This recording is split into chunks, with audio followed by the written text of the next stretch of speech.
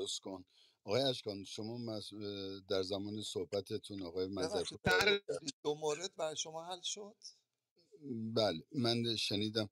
آقای اشکان ادامه بدید دوست لطفا. محمد مرکزش پالاچ صدات قطع و وصل میشه، اجازه بده من مایک تو ببندم اگه اجازه میدی. نمیدونم چیکار کنم باد که بیادم نمیشه. پالاچ صداتو ندارم عزیزم. آها مرسی، مایکت بسته شد. آقای اشکان اولا من عرض ادب و احترام میون فرمایشتون شکر، عرض ادب و احترام دارم خدمت جناب آقای دادور بزرگوار، جناب آقای بلوچ، جناب بانو مریم، آقای دادور هم از همچنین جناب جان نازنین و گرامی، بانو سهیلا، همه عزیزان. آقای دادور هم از در واقع افراد مطلع و آگاه هستن نسبت به مسائل سیستان بلوچستان، از ایشون هم میتونید استفاده بکنید. و نگاه کنید، به نظر من اگر سوالات از آقای قاسمی تمام شده ما عبور بکنیم از آقای قاسمی، چون که بله منم دارم کم کم هم این کارو میکنم. فقط دوستانی که مثلا نگاه کنید، مثلا گفتن اصلا الان بهترین بستر سرمایه گذاری در سیستان بلوچستان، اگه شما کار انجیو بخواین انجام بدید بلافاصله سیستان بلوچستان بهتون موقعیت میدن. آقای قاسمی من متاسفم عرض بکنم این کذب محض فرمایشتون. سیستان بلوچستان امنیتی ترین استان کشوره و اصلا هم به شما اجازه فعالیت نمیدن مگر اینکه بخشی از سیستم باشید. این واقعیته، همه هم میدونن. حالا شما هر چقدر قسم بخورید و اینا متاسفانه چیزی رو تغییر نمیده. وقتی آقای قاسمی اینجوری صحبت میکنن خب دیگه اصلا میدونید بحث بی‌معنا میشه دیگه، چون که خب کذبه دیگه. وقتی کذبه که دیگه نمیتونیم آخه ما چی بحث بکنیم. مثلا واقعا من نمیدونم، یعنی الان مثلا خانم داوودی مهاجر میتونه بره در سیستان بلوچستان انجیوی حمایت از خانواده بزنه؟ خب قطعا اجازه نمیدن. متاسفانه ایشون جواب اینم ندادن که گفتن اون زمینا دیگه خشک شده و خشکسالی شده و اینا. منظورتون چی بود آقای؟ منظورشون اینه که خوش شده بندازیم دور دیگه، بدیم طالبان بخورن. خب مثلا عربستان هم همش خشکه، من میگم ما بریم بگیریم دیگه، چون که خشکه همش. و اگر به خشکیه که الان ایران به برکت جمهوری اسلامی کلهم جمیعا خشکه، اصفهان هم خشک شده. من میگم اینم بدیم به طالبان، خشکه دیگه. یک دقیقه اجازه میدید؟ نمیدونم واقعا، من واقعا نمیدونم. اگر خانم سارا آقای شبیری میخوان اجازه بدن، من ببینید حقیقتش احساس میکنم آقای چون که شما مظفرپور صداقت ندارید آقای قاسمی در نباید کلامتون. ادامه آقای بدید. مظفرپور تنها چیزی که من میخوام حل شه اینجا، من مطمئنم که جناب قاسمی رو من باز در اتاقهای ارزشی ها خواهم دید.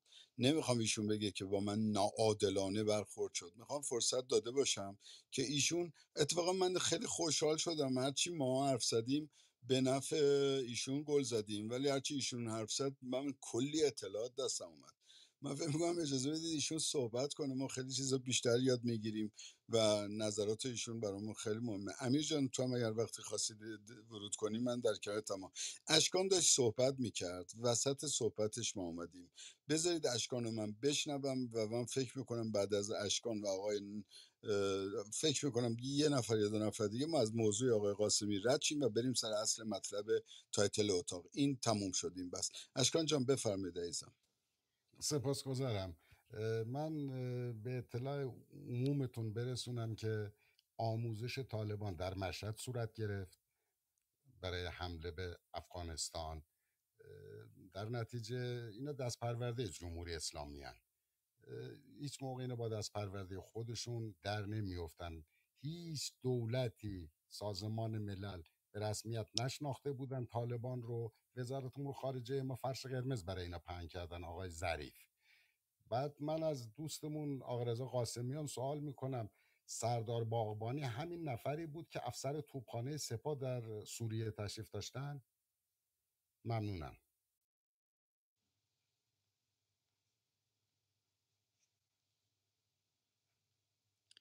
جناب قاسمی اگه جوابی دارید بدید. بله. نه سردار باغبانی میدونید که خودشون اهل سیستان هستن، اصلا سیستانی هستن و نه سرداری توی، یعنی هیچ فرماندهی توی منطقه سوریه نداشتن تا جایی که من اطلاع دارم. دوستان فکر میکنم بحثا داره دیگه به ما میره. پوزش میدم داره جناب شوبیری، بفرمایید. چون این سردار باغبانی یه مرحله صحبت فرمودن، گفتن که من در سوریه افسر توپخانه سپاه بودم، به سردار قاسم سلیمانی مشاوره میدادم، یک روستایی رو با توپ اونچنان کوبیدیم که دیارالبشری زنده نمون. بعد الان شما توی یوتیوب اگر سرچ بفرمایید این قسمت رو حذف کردن که دیارالبشری زنده نمون. من چون توپچی هم خودم مشاور قرارگاه شمال شرق هم بودم، برای زدن کنگان هم طرح توپخانه رو ما ریختیم. بعد همین مسئله که آقا اینا رو ما خودمون آموزش دادیم، بنده حقیر رو دیگه برای مشاوره دعوت نکردن. پوزش میطلبم. مرسی عزیزم، مرسی. دوستان من خیلی دوست دارم از روی این مسئله رد شیم و به اصل تایتل برسیم. اگر بازم میگم اگر سوال مهمی از آقای قاسمی دارید بپرسید، وگرنه ادامه بدیم به تایتل اتاق. سوال مهمی از آقای یه قاسمی است. سوال یه بفرمایید. سوال دارم بگو طارق جان. عزیزم. البته قبل از اینکه سوالامو بپرسم خیلی کوتاه بگم که واقعا درود میفرستم به جناب اشکانی عزیزم، بالاچ عزیزم، برادر مهربان سیستانی هم که اگر صداشون هم بلنده واقعا به خاطر اون درد و رنجی که در دلش هست و من لذت میبرم از شنیدن صدای بلند ایشون. من از آقای رضا قاسمی سوالی داشتم. ببینید شما فرمودید 32 سال پیش شروع به کار کردید و موضوع 20 میلیون دلار بوده. شما اگر من احساس کنم به چهرهتون نگاه میکنم 60 سال شاید داشته باشید، اون موقع ممکنه 28 سالتون بوده. اگر شما وام نگرفتید، یک پسر 28 ساله 30 ساله 20 میلیون دلار پول رو از کجا آورده؟ اونم در اون زمانی که شرایط کشور به هر حال تفاوت داشت. و آخرین حرفم هم اینه که آقای خاوری رو هم میبینید در کانادا، اگر میبینید سلام ما رو بهش نرسونید، بگید منتظرشیم فقط. خیلی ممنون، سپاسگزار. جناب شوبری، من همین سوال دارم، اجازه بدید در همین مورد من سوالی هم بکنم. بکنید جناب فاضل، بفرمایید. من ناظم رفیع هستم. جناب ببخشید ناظم جان، ببخشید. بله خواهش میکنم از دوست عزیزمون که آقای رضا که مسلم آقای قاسمی در ونکوور کانادا ساکن هستند و میدونیم دیگه واقعیت هایی که بعد خودم در کشور سرمایه‌داری امریکا زندگی میکنم و سرمایه های کوچک نمیتونه انسان با دلاری 50 تومن بیاد در کانادا زندگی میلیونی داشته باشه. خب من اینجا خودم در شاهد در امریکا هم هستن که افراد معمولی زندگی ها ندارن بدون وابستگی به رژیم و ساخت و باخت های سیاسی زیر پرده که پول های آنچنانی میاد که بنده خودم شاهد بودم. یک خانم اینجا زندگی که وابسته ما 6,000 دلار فقط اجاره از ایران میومد به اضافه هزینه‌اش ماهی 15,000 دلار. کدوم شخصی در ایران میتونه ماهی 15,000 دلار 50 تومن 50,000 تومن برای یک شخص در امریکا بفرسته، مگر اینکه واقعا اون هزار فامیل را در چنگال داشته باشه و سودها. آیا جناب عالی با توجه به اون دوست عزیزم که گفت سن شما تا 65، آیا در کانادا بازنشسته هستید یا به فعالیت اقتصادی مشغولید و چجوری سرمایه ایرانتون رو سرپرستی میکنید؟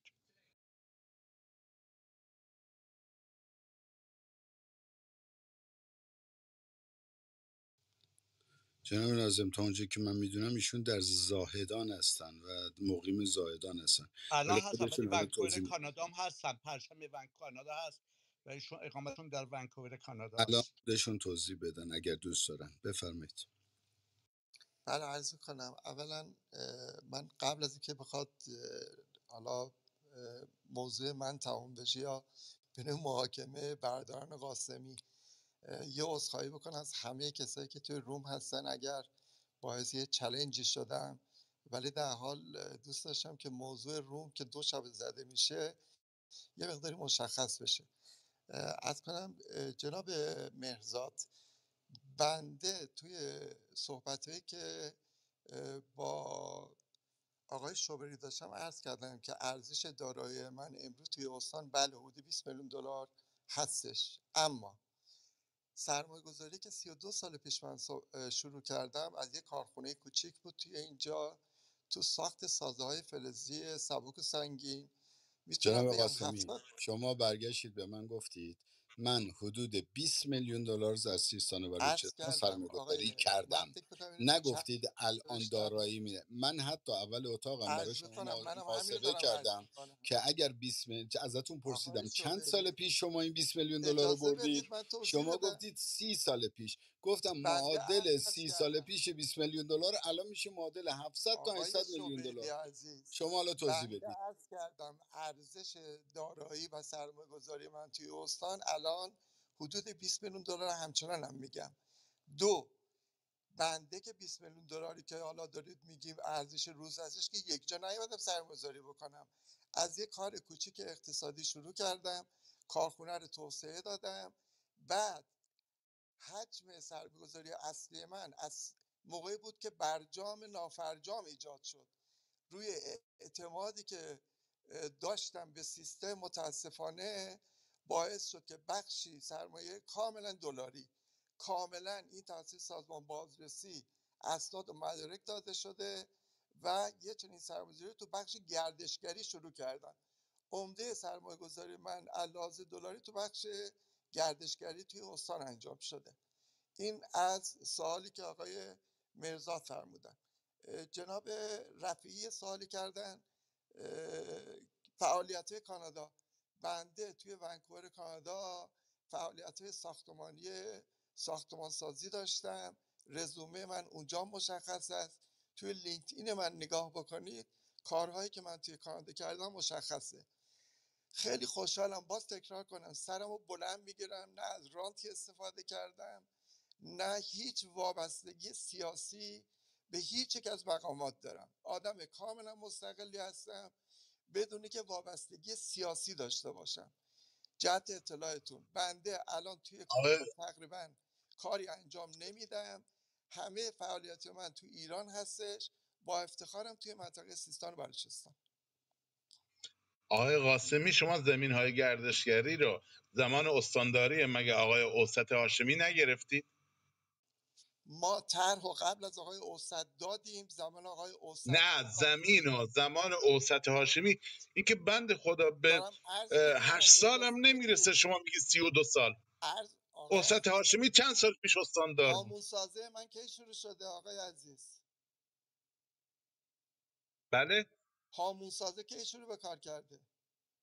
آقا شما زمین ها رو مگه زمان اوسط زمین های هاشمی من که نگرفتی؟ دارم میگم بعد از برجام ما اومدیم این زمین ها رو، یعنی بنده هیچ شریکی هم ندارم. جهت اطلاعتون این که 8 بخشی، سال هم نمیشه، نه 32 سال میگید. بنده آقای عزیز 32 سال من عرض کردم من سابقه فکر کاری تو میکنم استان دارم. جناب قاسمی مرسی. یه ذره من فکر دقت میکنم روی جملات کنید لطفا. ببینید، من فکر میکنم اتاق داره به جزئیات ریزی میره.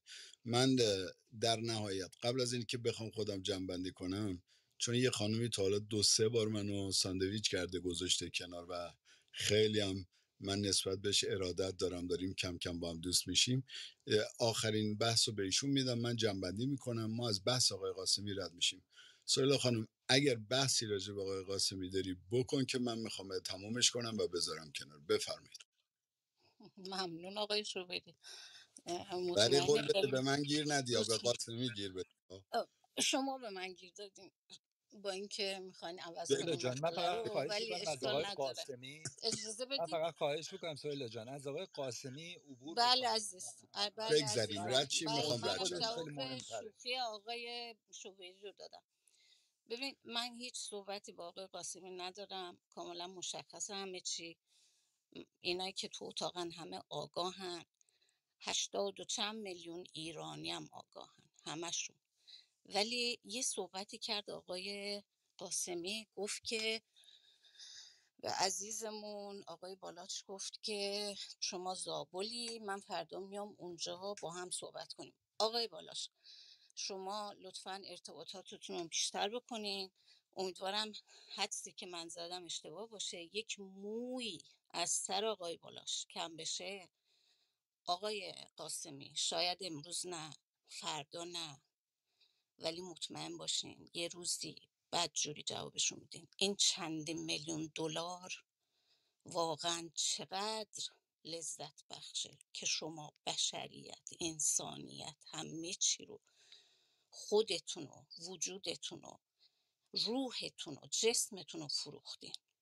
همین. آقای بالاش حواست باشه، سعی کن که بیشتر، امیدوارم من حدسم اشتباه باشه، ایشون قراره حضوری شما رو ببینن و اگر مویی از سر شما کم بشه، گفتم دیگه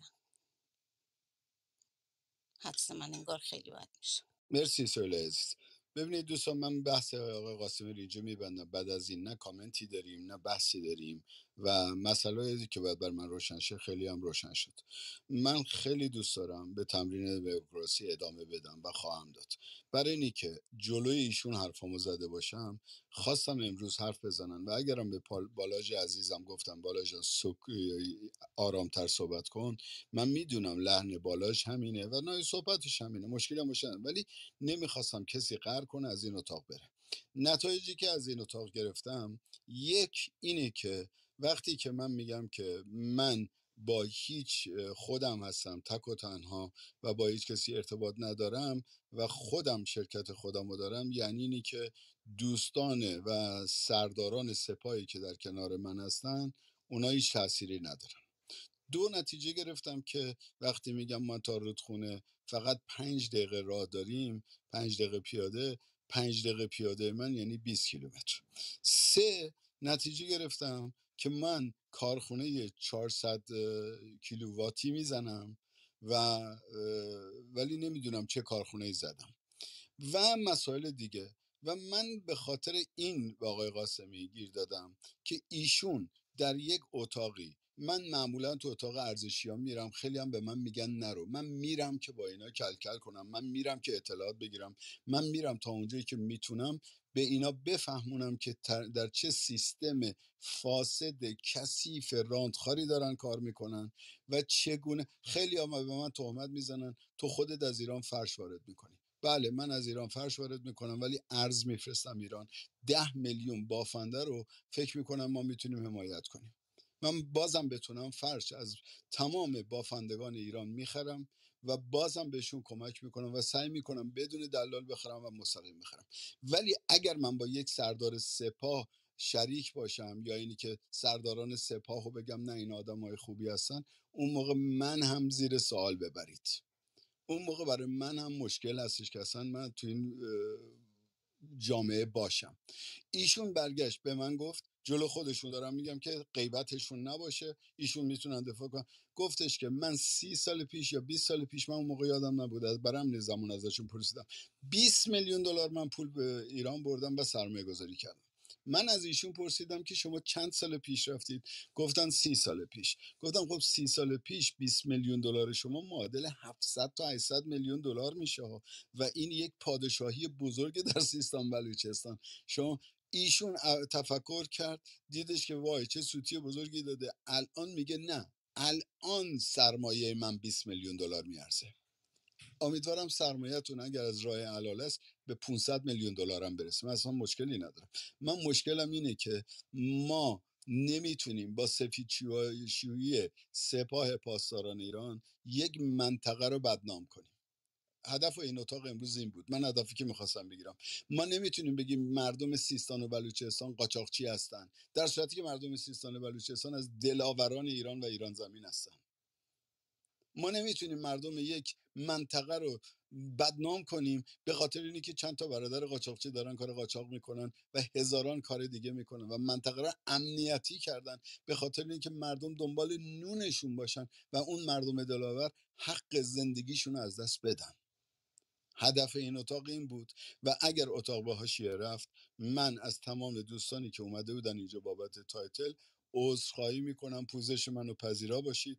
ما برمیگردیم سر تایتل و من دیگه راجع به آقای قاسمی، جز خود آقای قاسمی اگه من الان مزخرفی گفتم، اراجیفی راجع به ایشون گفتم، حرفی دارن اگه بزنم مایکشون باز بکنم من گوش میدم، ولی دیگه جوابی ندارم بهشون بدم. ولی در نهایت برمیگردیم سر تایتل اتاق. جناب قاسمی اگه حرفی دارید گوش میدم، اگر نه ادامه میدم. ممنونم آقای شوبری. من مجددا عذرخواهی میکنم از همه دوستانی که احتمالاً باز میگم چالنجی ایجاد شد که البته جناب عالی ایجاد کردید. تکرار میکنم با افتخار سرم بالاست. اون چیزی که لازم بوده به عنوان یک ایرانی در وجودم، در اختیار کشورم گذاشتم. امیدوارم به قول کوروش روزی بدن منم، جسم منم بخش از خاک این کشور بشه. مزاحمتون نمیشم. آقای منصفی مرسی. فقط ممنونم یادتون باشه، خانم تو این اتاق. خیلی مرسی. ممنون. قرار شد ادامه ندید دیگه بله، آقای فقط شوبری. یادتون باشه تو این اتاق خانم من گلسفید شخصی رو یک تهدید بزرگ کردید. امیدوارم بنده مرد عرض باشید و کردم که تهدیدتون رو انجام بدید، چون من از تهدید کردن لذت میبرم در کسی منو موردش تهدید لازم کنه. بود روم بزنید بیام نه تحلیل روم بکنم. نمیخواد بزنید، فقط منو لطفاً تهدیدی رو که منو کردید انجام بدید، چون من عاشق تهدید هستم. تهدیدی چون نکردم. کسی منو اودینس تهدید میکنه من اجازه میفهمم در قضاوت راه داره درست آقای هستم. شوبری. مرسی عزیزم. هویت هر کسی معلوم هستش. در حال مرسی. ممنونم. شب مرسی. بخیر هست. مرسی عزیزم. خب دوستانی که راجع به آقای مقداد عزیزم رفت، من از نبودشون هم واقعا پوزش میطلبم. من نوبت ایشون بود که رفت و بس به اینجا کشیده شد. دوستانی که راجع به تمامیت ارضی ایران و مشکلاتی که ایران داره و مشکلاتی که سیستان بلوچستان داره و به تایتل ربط داره، از الان برگردیم سر این تایتل و صحبت بکنیم و انجام بدیم. من میخوام آیدین عزیزم، مرزاد صحبت کردی شما؟ از بالا چک کنم. بله عزیز دل، مرسی. سپاسگزارم. منم از تو سپاسگزارم. آیدین جان شما صحبت کردی؟ خب محمد رضا شما صحبت کردی عزیزم؟ خب دوستانی که صحبت نکردن خودشون مایک بزنن من ببینم. من فکر میکنم سپهر و مهدی و آقای شفیعی رو ندیدم که صحبت کنن. سپهر جان حرف تو رو بشنوم که یک من موج تازه جدیدی تو اومدم. اتاق بیاد عزیزم. بگو عزیزم. بله من نبودم. حالا حرف خاصی ندارم. اوایل همیشه نوبت موقع بزن نیستی دیگه، چیکارت کنیم؟ بله موقع که همگی مثل کمک شما لازم نیستن داریم قاطع نیستی. تهدید باشن. ما میترسیم. آره واقعا موقعی که ما کمک لازم داریم نیستی دیگه. ولی خب ابی نداره. بحث خوبی بود، من خیلی یاد گرفتم از این اتاق. روشنگری های خیلی خوبی بود. من از بالاج عزیزم واقعا تشکر میکنم، از حضورت سپاسگزارم. اگر تو نبودی ما خیلی کمبود داشتیم. مرسی بالاج از حضورت. مرسی عزیزم. خب آقای شفایی اگر شما صحبتی دارید بفرمایید. سلام خدمت همه. ببخشید منم تازه اضافه شدم، اجازه بدید یکم در بحثا قرار باش بگیرم. خیلی حتمی. متشکرم. گل سفید با تو صحبت کنم. گل سفید منظور آره نظر تو بگو راجع به اون اتاقی که فکر میکنم که داشتی صحبت میکردی و اینی که وارد تمامیت ارضی ایران بشیم و بحث رو ادامه بده عزیزم. بله دوستان، من که نظرم البته تا وقتی کارشناسان هستن نظر من اصلا اهمیتی نداره، چون نظر من از دسته عوام هستش، ولی باز نظر خودم رو میگم. ببینید این تایتل، این آقای قاسمی اومدن اینجا و اشاره کردن به اینکه 2 شبه این تایتل داره زده میشه و اعتراض کردن و نگران بودن. این نشون میده که ببینیم اون اتاق ایران ما هم که اتاق زده بود، در واقع اعوان و انصار خودشون رو ریخته بودن اونجا و یک کارشناسی به نام آقای دانشگرم اونجا بود که در واقع همین چیزی رو که آقای قاسمی داشت ازش نارضایتی رو اینجا نشون میداد و اعلام میکرد رو اونجا به خورد مردم بده. این نشانه اینه که مردم ما باید بیشتر از همیشه حواسشون به این چنین موضوعاتی بشه. وقتی میگیم ایران ما در واقع یک کلاب انحرافی هست، همین امشب یک نمونهش بود و خوشحال هستم که تعداد چشمگیری از عزیزان تو اتاق بودن و متوجه این موضوع شدن. چون ببین امثال مثل آقای قاسمی وقتی علنا میاد اینجا ابراز نگرانی میکنه از تایتل، این نشانه اینه که اصلا دلشون نمیخواد به این موضوع پرداخته بشه و مردم در واقع به اون آگاهی برسن که این موضوع چقدر اهمیت داره، این موضوع چقدر حساسیت داره. یعنی نمیخوان مردم بیش از این حساس بشن و بخوام واکنش نشون بدن. این اون مصیبتیه که ما مدت هاست داریم و مردم از بیخبری در واقع این چنین خبرهایی رو میشنون، روش فوکوس نمیکنن، حساس نمیشن، واکنش نشون نمیدن. جمهوری اسلامی هم همینو میخواد. نگاه کنین آقای قاسمی اومد اینجا در واقع علنا به ما تهمت زد. نوع تهمتش اصلا متوجه شدی؟ اینجا همون کاریه که جمهوری اسلامی همیشه میکنه. اومد گفت آقای شما دارین با سیستان و بلوچستانیای عزیز ما رو قاطی میکنین با داعش و طالبان، در صورتی که توی این اتاق اصلا و ابدا به این موضوع پرداخته نشد. این یه تهمت و دروغ علنا و رسما بود.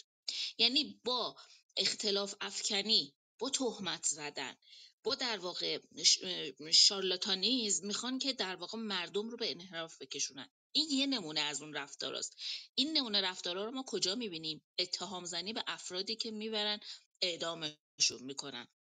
اتهام زنی به عزیزان سیستان بلوچستانیمون به عنوان به انگ در واقع چی میگن مواد مخدر اعدامشون میکنن. رسما آقای قاسمی یک نمونه بارز و علنی از رفتارهای جمهوری اسلامی، یعنی خباثت تو کلامش. این من بهش انقدر علنی گفتم چرا انقدر دروغگو هستین، یعنی واقعا خواستم برای اولین بار انقدر پاکتی باهاشون صحبت نکنیم، انقدر یعنی در تحویلشون نگیریم، بهشون بگیم شما دروغگو هستین و ما شما رو شناسایی کردیم و ما شما رو میشناسیم.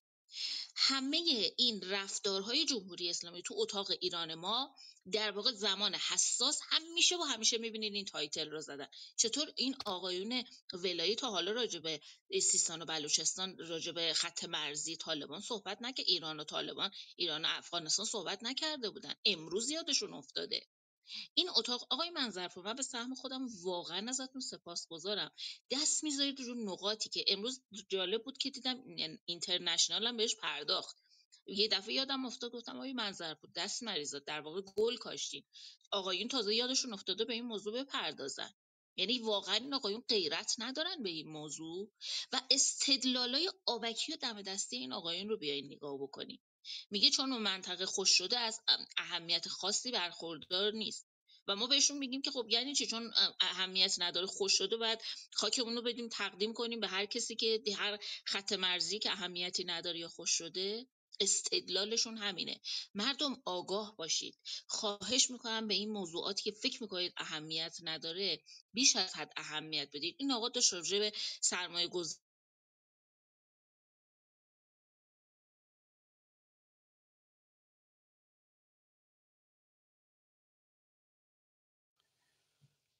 گل سفید عزیزم متاسفانه سیانت شدی فکر میکنم. مایکت الان بسته شد.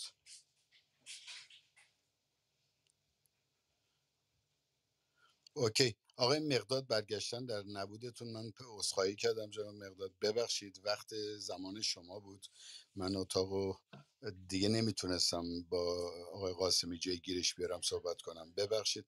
مقداد جان ادامه بده، من گوش میدم، بفرمایید. درود بر شما، درود بر شما میهن دوستان. من بودم آقای شوبری پایین رفتم. ببینید آقای منظرپور اگر تشریف داشته باشید حتما دیوار برلین رو در برلین رفتید دیدید. یعنی باقی مانده دیوار برلین اونجا به صورت موزه هست. شما از پله ها میرید بالا و از بالا اون قسمتی که باقی مونده هست از دیوار برلین رو میتونید مشاهده کنید. انقدر سریع این دیوار کشیدن که خانه این آلمانی ها که قبلا یک کشور بود قبل از اون آلمان شرقی و غربی، حیات یه خونه میفته وسط این دیوار. یعنی این دیوار میفته وسط حیات اون خونه، لوله آب و اینا این ور شرقی اون ور غربی. یه حکومت فاشیستی ما داریم که خاک براش مهم نیست. شما سال 58 رو ببینید، بازرگان و یزدی یاسر عرفات رو میارن اهواز. و من اینجا دوباره هم گفتم، چون یه بارم گفتم، چون آقای شوبیری، من گفتم شوبیر خاقانی اون آخوندی بود که اسلحه ها رو در اون مسجد قایم کرده بود، مسجد جامع، و بعد اونا رو به جمعیت خلق عرب مسلمان داد و قائله چهارشنبه سیاه خرمشهر رو به وجود آورد. این حکومت با دغل‌بازی از روز اولش که به قتل جوانای ایران پرداخت، به قتل میهندوستان و میهن پرستان پرداخت، تا اون زمانی که از عملیات نقاب کشتن، قتل کردن، تا زمانی که تیمسار مدنی اومد نابود کرد این جمعیت خلق عرب مسلمان، تا زمانی که تهاجم ارتش بحثی شروع شد. شما نگاه کنید، یک ثانیه نگذاشتن. حالا من ثانیه رو به عنوان استعار دارم، اون جوانانی که تا سال 59 تربیت شده نظام پادشاهی ایران بودن، نظام شاهنشاهی ایران، اونایی که از اعدام و قتل رهایی پیدا کردن، تا شاهزاده رضا پهلوی اعلام کردن ما میخوایم به، حتی اونایی که تو زندان بودن در از عملیات نقاب، گفتم ما میخوایم از کشورمون دفاع. خب الان ما یه حکومتی داریم 45 ساله یه فرهنگی برای ما وجود آورده که نابود باد این جمهوری اسلامی، فرهنگی به وجود آورده که باعث میشه ما یه دیواری، چه آقا اصلا اگر بگیم این دیوار اشتباهه که فاجعه است. نه، این دیوار اشتباه نیست، اشتباه محاسباتی نیست. خاک کشور ایران برای سردمداران کثیفش مهم نیست آقا جون. خیلی تموم شده رفت، همینه. یعنی شما تو کدوم کشور تو دنیا میاد یه دیواری میکشه وقت قسمت خاکش رو بره؟ یعنی شما میخوای برید سر خاک فرزند کشته شدن، جاویدنام وطن نمیتونه بری. چرا؟ چون این کثافت های سردمداران حکومت این دیوار رو این برداشت. اصلا هر چیزی، اصلا من نمیدونم هیچ گونه حکومتی ما تو دنیا غیر از این حکومت ننگین جمهوری و اسلامی نداریم. من تاکید میکنم جمهوری و اسلامی، تمام اینا همش همین حکومت جمهوریه که اسلامی هست. حالا ما اسلامیش هم نداریم، جمهوری یا بفهم انجام بدیم. حالا در صورت مسئله ایران دوستی و مسئله میهن دوستی و میهن پرستی هیچ گونه به عقاید سیاسی ربطی نداره. شما عقاید سیاسی هر کی بخواد باش، ایران دوست باش، مهم نیست. یه قسمت دیگه چیز دیگه هم عرض کنم آقای شوبری و بعد دیگه تموم کنم. من زیاد معمولا صحبت نمی‌کنم. یه خانم دکتری هست به اسم خانم پروفسور افشار، به این کشور جعلی که انگلیس درست کرد به اسم افغانستان میگن ایران شرقی. بسیار من اینو پسندیدم و دوست داشتم، ایران شرقی. ببینید ظاهرشاه وقتی که با شاهنشاه فقید میاد مسئله هیرمند رو امضا میکنن، در حقیقت در همون درباره ظاهرشاه هم طبق گفته این دوستان در اون خطه ایران شرقی، پدیده پارسی زدایی شروع شد.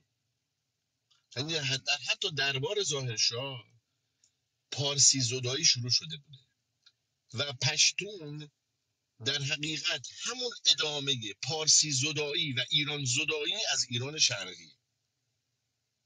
اینا رو توجه کنید. ما یه اتاقی بودیم، بانو پروفسور افشار از اون خطه هستن و از ایل افشار هم هستن که اگه بدونید در اونجا هم حضور داشتن ایل افشار. بنابراین ما این دیوار برلین رو که من مثال زدم، منظورم همین دیوار، همین جداسازی این کشوری که الان بهش میگن افغانستان، مثل اون جمهوری باکو که جعلیه، این کشورم جعلیه چون ساخته شده. 4 تا قوم گذاشتن کنار هم کشور درست کردن و تا الان هم میبینیم که جریانشون چیه. بنابراین ما این مردم ایران شرقی ما هستن، این مردم از علیه ما نیستن، ما بر علیهشون نباشیم، ما مهربان باشیم با این مردم. میدونم هزار تا درد سر و بدبختی داریم، ما خودمون هم داریم، آره ما هم داریم، ولی ما چرا باید به این مردم اون ایران شرقی اون برای مرز بخوام بهشون بپریم؟ اینم درست نیست. در صورت من فکر میکنم ما باید حکومت خودمون رو درست بکنیم و کاری به کشور همسایه هم نداشته باشیم. این کشور همسایه ذات اشکال داره، ذات مشکل داره، اصلا به عنوان منافع ملی خودش به کشور ما هجوم میگه این صدام نبود ارتش بسی این کارو کرد.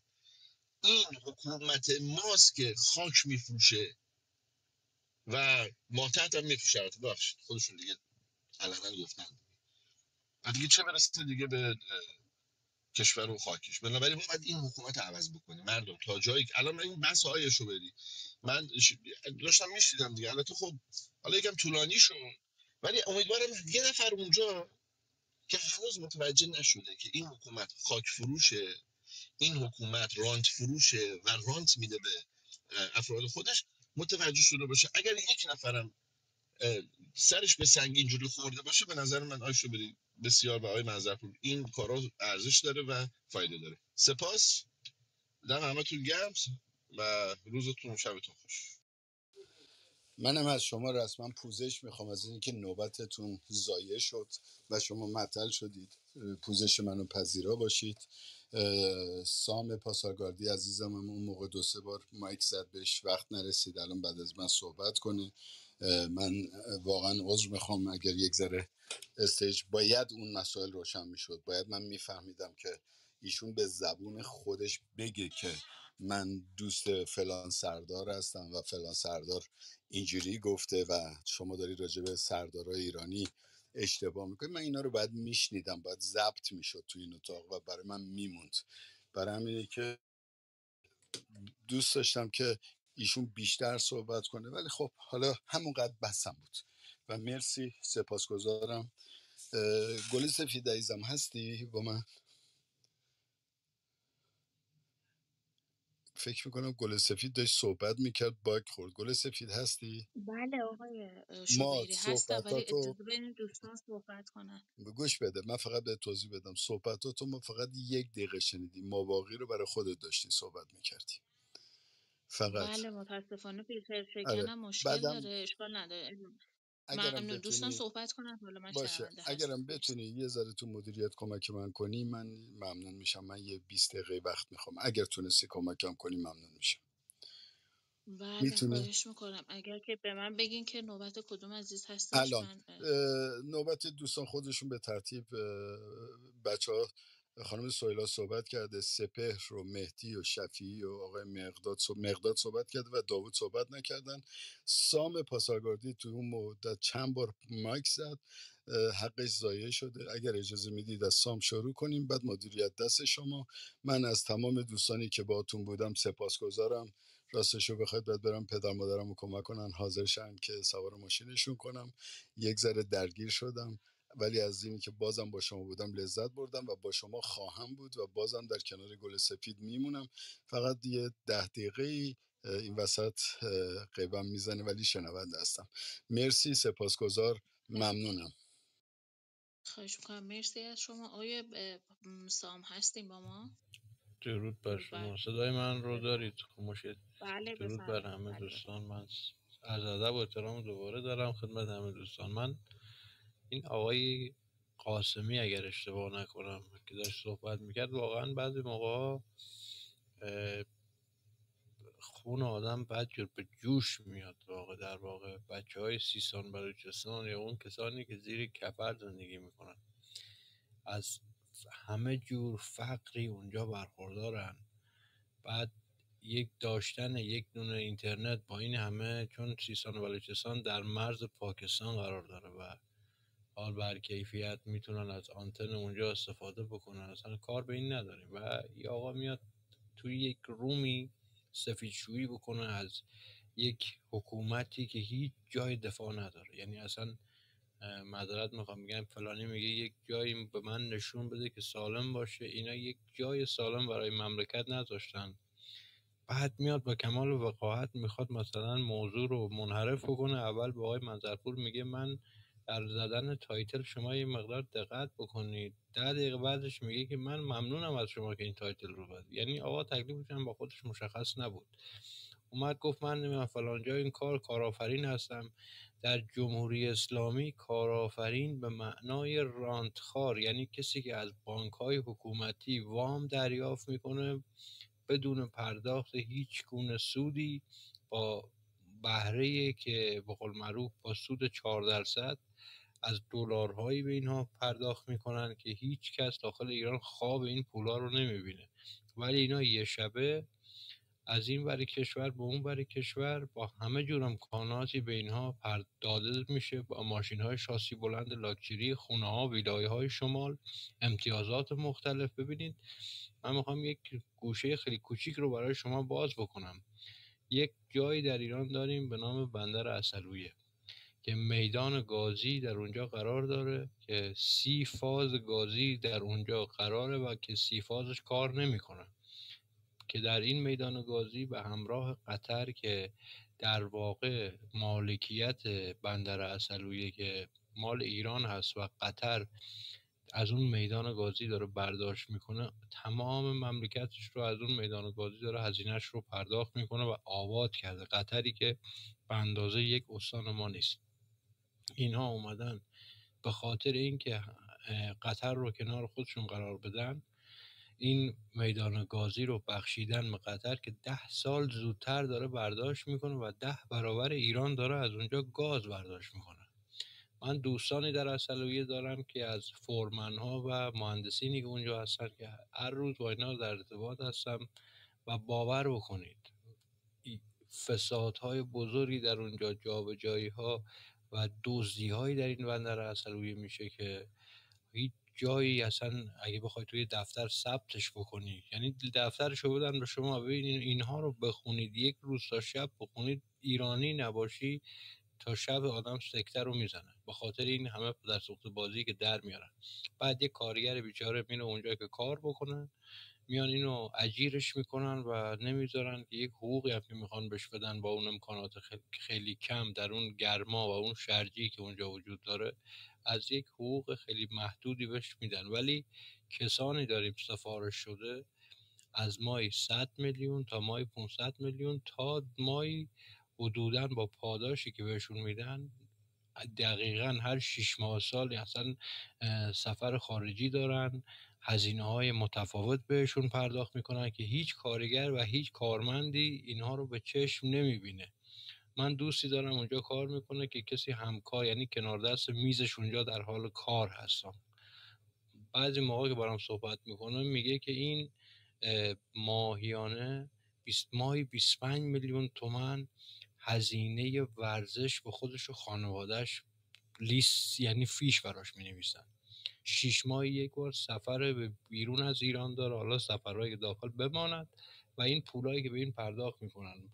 یک آدمی که حداقل سواد این رو هم نداره، ببینید مملکت ما رو اینطوری به غارت بردن. وقتی فکر میکنه میگه یک 3 تا رئیس بیمه فسادش در میاد که پاداش و عیدی که برای خودشون منظور کردن در دولت روحانی که هر رئیس بیمه، یعنی 3 تا مدیر کل بودن، هر دونهشون رو که حساب کردیم نفری 850 میلیون تومان شب عید به این عیدی گرفته بودن. همین 3 تا رئیس بیمه بود فقط تو استان تهران.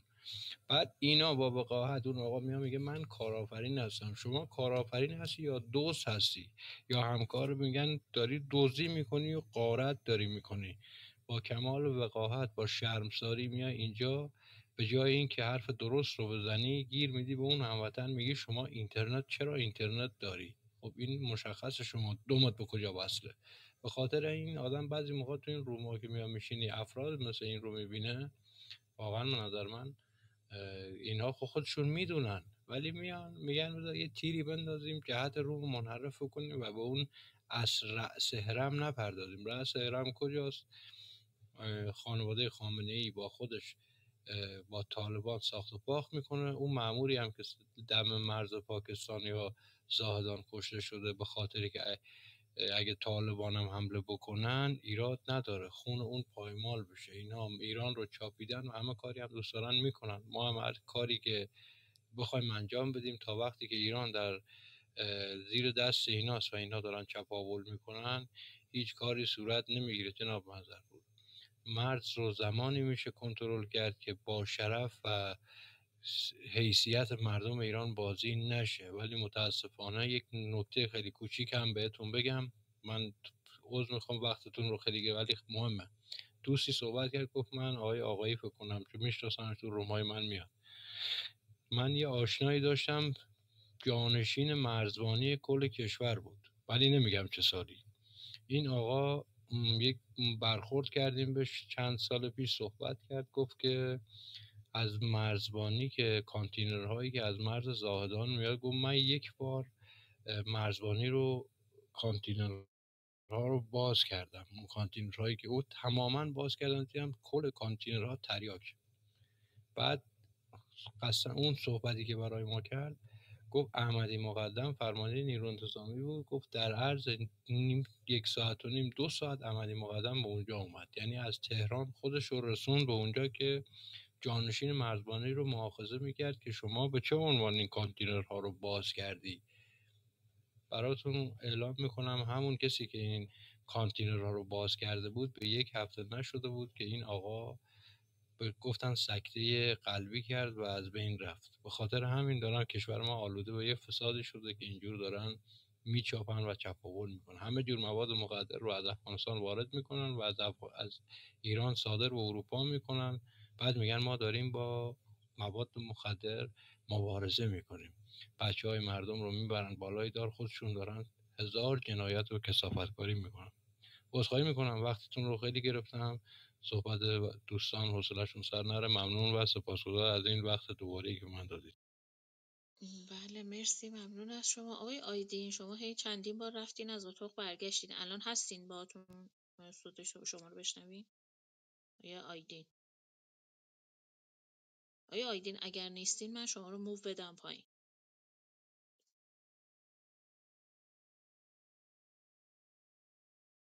صدای من هست توی اتاق؟ بله صدا شماست. بله صداتون هست.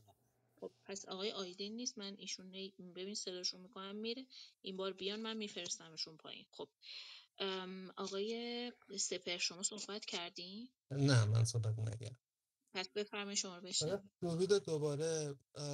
من خب حقیقتش در مورد این منطقه خیلی متاسفانه نمیدونم. تا وقتی ایران بودم هیچ وقت نشد برم و الان که گاهی خانواده‌ام میرن اونجا برای دیدن و اینا، عکسای سیستان بلوچستان رو میبینم، عکس از مردمش که مثلا میبینم چقدر ما وقتی ایران بودیم قدر ندونستیم یا چقدر گرفتار بودیم واقعا نرفتیم گوشه های کشورمون رو ببینیم.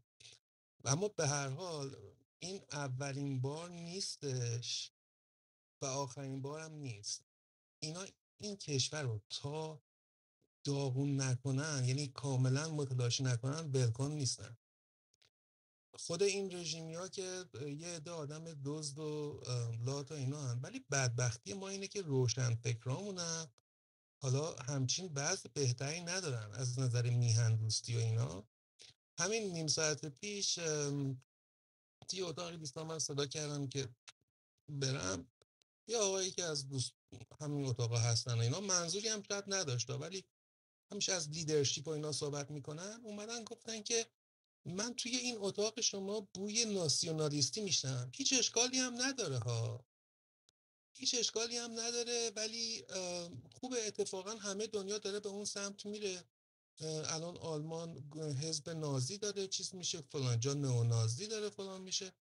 یعنی در حالی که میگفت هیچ اشکالی نداره، ملیگرایی ما رو با نازی ها نئونازی ها همسد کرد ولی افتخار دادن که اشکال نداره. یعنی به این شکل آقای هودشتیانی میاد میگه ملیگرایی افراطی، واژه سازی میکنن.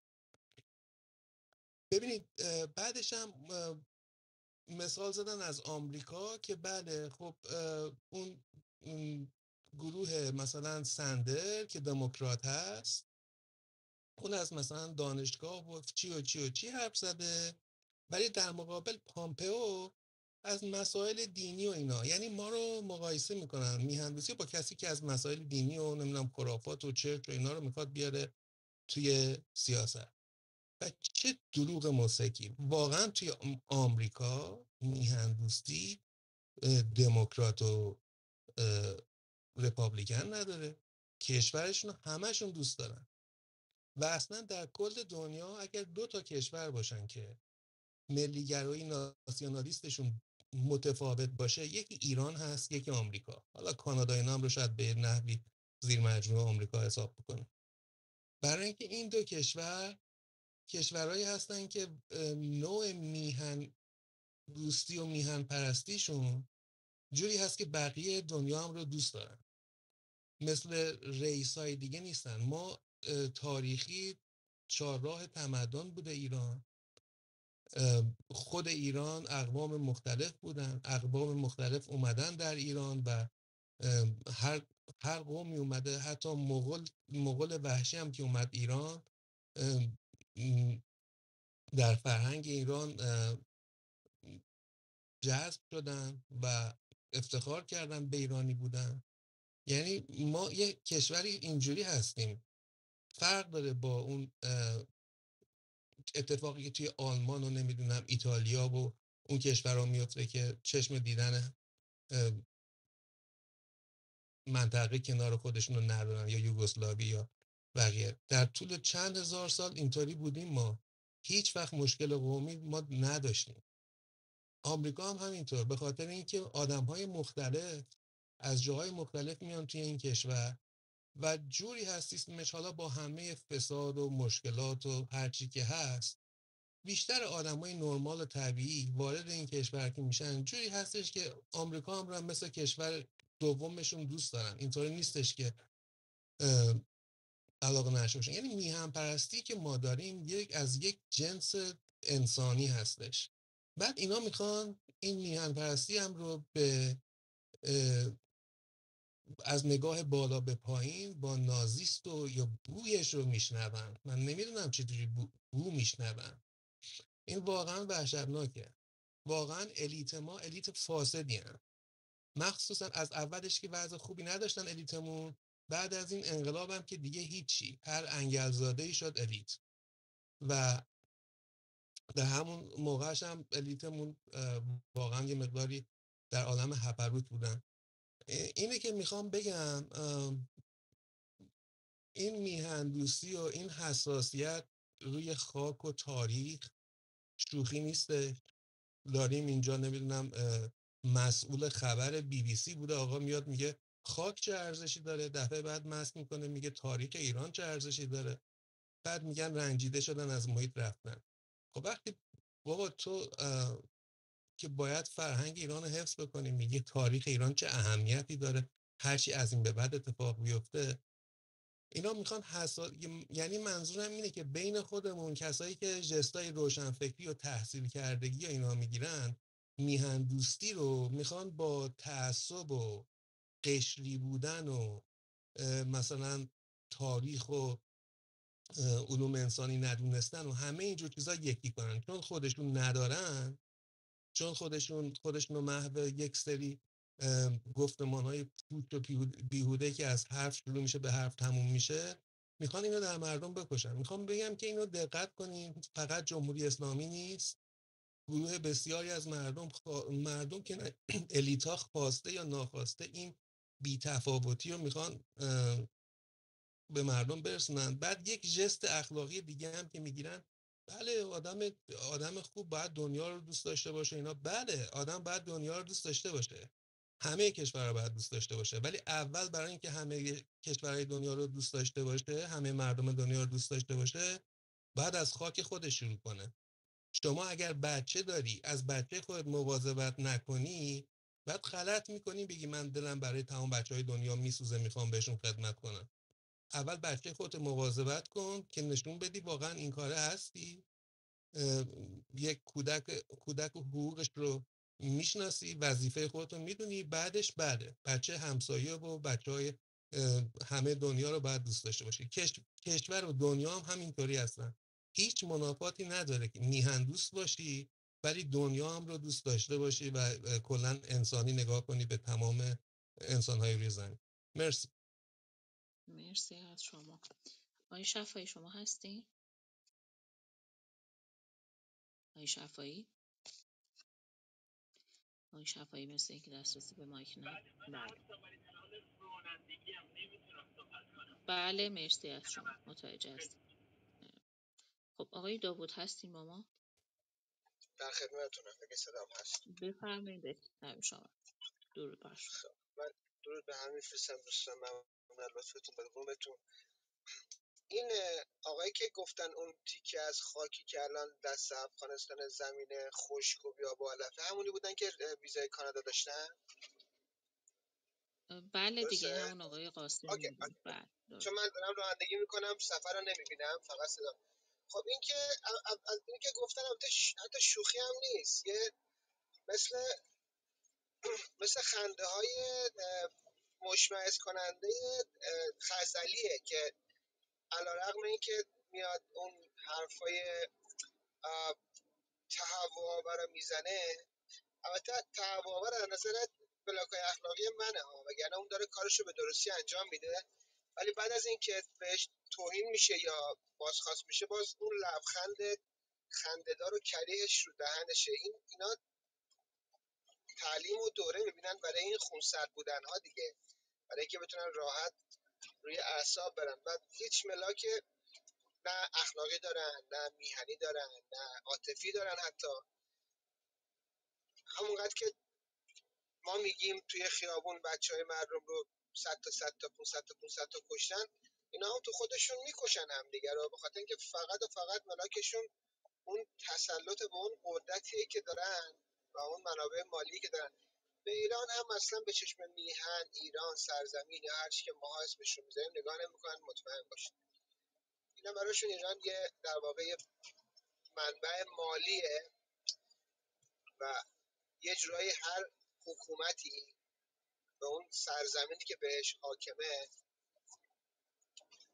و تسلط داره در واقع اون سرزمین یا اون مرزهاش رو مثل یه، حالا اگه بخوایم خیلی شبیه سازی بکنیم راحت تر بشه، بکنیم یه بلاکیه یا یه استوانه‌ایه که اون حکومت میتونه تا قابل دستیافترین اعماقش و تا قابل دسترسترین اوجش رو بهره برداری کنه، استخراج کنه و بفروشه و از اون منافع مالیش قدرت تهیه بکنه یا به قدرت خودش اضافه کنه. اینا به این چشم نگاه میکنن و اصلا هم از نظر اخلاقی اینا رو نمیشه محکوم کرد. خودشون هم اذعان میکنن، یعنی نه تریاک مواد مخدر فروختنشون و قاچاقشون رو کتمان میکنن. هر موقع هم که فشار بهشون میاد به اروپا اعلام میکنن، میگن ما شیر مواد مخدر رو یکم شلش میکنیم به عنوان تهدید و کار هم میکنه متاسفانه. یا از گروگانگیریشون کتمان نکردن، خودشون میگن هر وقت بخوایم یه چند تا رو گروگان بگیریم بابت هر کدومشون یه چند میلیارد میگیریم. از نمیدونم خانه های افافشون که پول میسازن و در واقع اینا به مردم ایران فرقی هم نمیکنه که متاسفانه ما این برگیر جنگ بین کرد و لور و فارس و ترک افتادیم یا این جنگ هست و این نشون میده که ما چقدر سطح درکمون نسبت به حکومت پایینه. ولی از اون طرف اونا همشون براشون، همه مردم ایران براشون کد اقتصادی دارن. یعنی اون کسی که بلند میشه از ایران میره کلیه‌شو یا قرنیه چشمش رو یا عضوش رو میفروشه به دلار پول بخواد بگیره، خب ما با تفاوت این دلار سر آخر میره تو جیب دولت، خاطر اینکه بخواد این پول رو بیاره داخل تو چرخه اقتصادی ایران هزینه بکنه دیگه. پس اینا اصلا از نظر اخلاقی باهاشون به جنگ رفتن کار به نظر شخصی من بیهوده، به خاطر اینکه اصلا پابند به هیچ اخلاقیاتی نیستن. بچهای خودشون رو هم کشتن برای موندن سر قدرت، خودشون رو هم کشتن. یعنی همین الان دوستمون که گفتن فلانی بلند میشه از تهران بلند میشه میاد نمیدونم رئیس فلان کلانتری رو 2 روز دیگهش کشته پیدا میکنن. خب طبیعیه که دیگه برای سر قدرت موندن هیچ، متاسفانه ما با یه ابلیس طرفیم، با یه شیطان طرفیم که هیچ چارچوب اخلاقی رو رعایت نمیکنه. اما من یه سوال دارم، من یه ابهام دارم، من واقعا یه نقطه نفهمیدن دارم به علاوه همه نقطه نفهمیدن، ولی اینو متوجه نمیشم. دوستی اگر بتونه من توضیح بده، دوستی که تو روم هستن خوشحال میشم. ببینید این چاه ویلی که همه ماها توش افتادیم امروز، فرقی هم نمیکنه که پادشاهی خواه باشیم یا مجاهد باشیم یا چپ باشیم، فرق نمیکنه. ما این بریم جمهوری اسلامی اون طرف. این چاه ویلی که توش گیر کردیم نتیجه بی‌ادبی، به نظر من بی‌ادبی و گستاخی و ناسپاسی شورش 57. حالا هر کسی میخواد اسم تبلیغ خودش رو بذاره محترم، اما برای اون مرسی. وقت دارم هنوز 1 دقیقه یا نه؟ بله بفرمایید.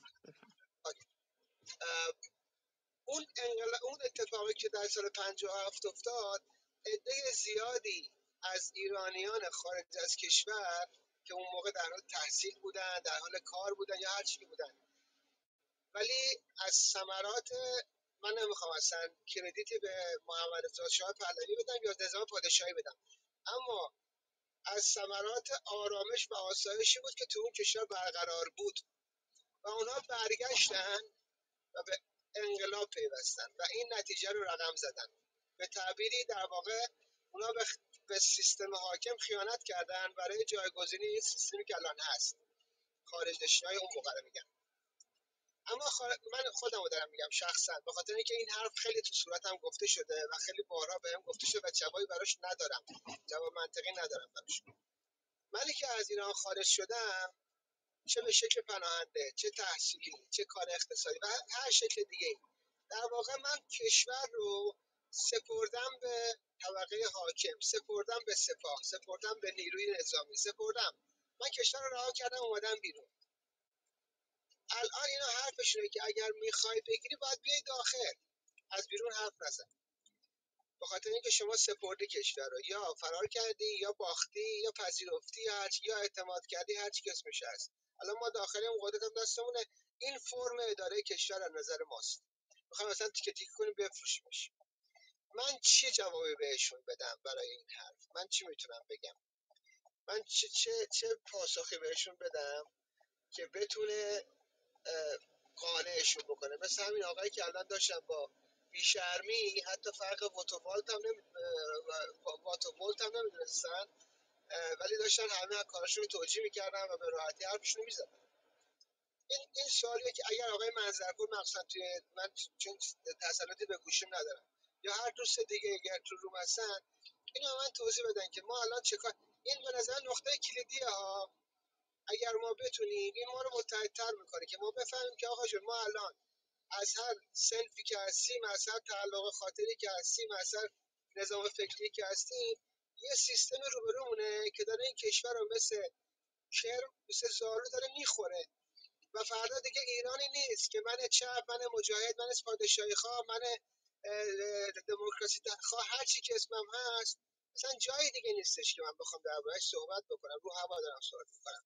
من عرضم تمام. ممنون که ما مثل خانم مرسی، ممنون از شما. آقای پیمان گرامی، درود بر شما. بفرمایید شما رو بشنوید. ببخشید میخواید من یه پاسخی به این دوست عزیزمون بدم؟ بله، خیلی هم عالی. بفرمایید. نگاه کنید، در اساس اون ایرادی که حکومت وارد میکنه ایراد واردیه. اولا از 8 میلیون ایرانی یا 10 میلیون ایرانی که در خارج کشور هستن، کمتر از 1% دغدغه کشور رو دارن. یعنی اگر شما به بیشترین حجم تجمعات در خارج کشور نگاه بکنید، مثلا به تجمع برلین نگاه بکنید که حالا بنا به روایتی بین 80,000 تا 130,000 نفر در شرکت کردن، و به تجمعاتی که در شهرهای دیگه در آمریکا، در لندن، در برلین، در پاریس، همه این جاها برگزار شد نگاه بکنید، میبینید واقعا تعداد ایرانیانی که دغدغه ملی دارن در خارج کشور کمتر از 1%. باید 10% باشه آقای منظرپور. 200,000 تا یعنی چیه اون روز نزدیک 1,000,000 نشدن کل دنیا توی اون نه 1,000,000 نشدن، نه 1,000,000 نشدن.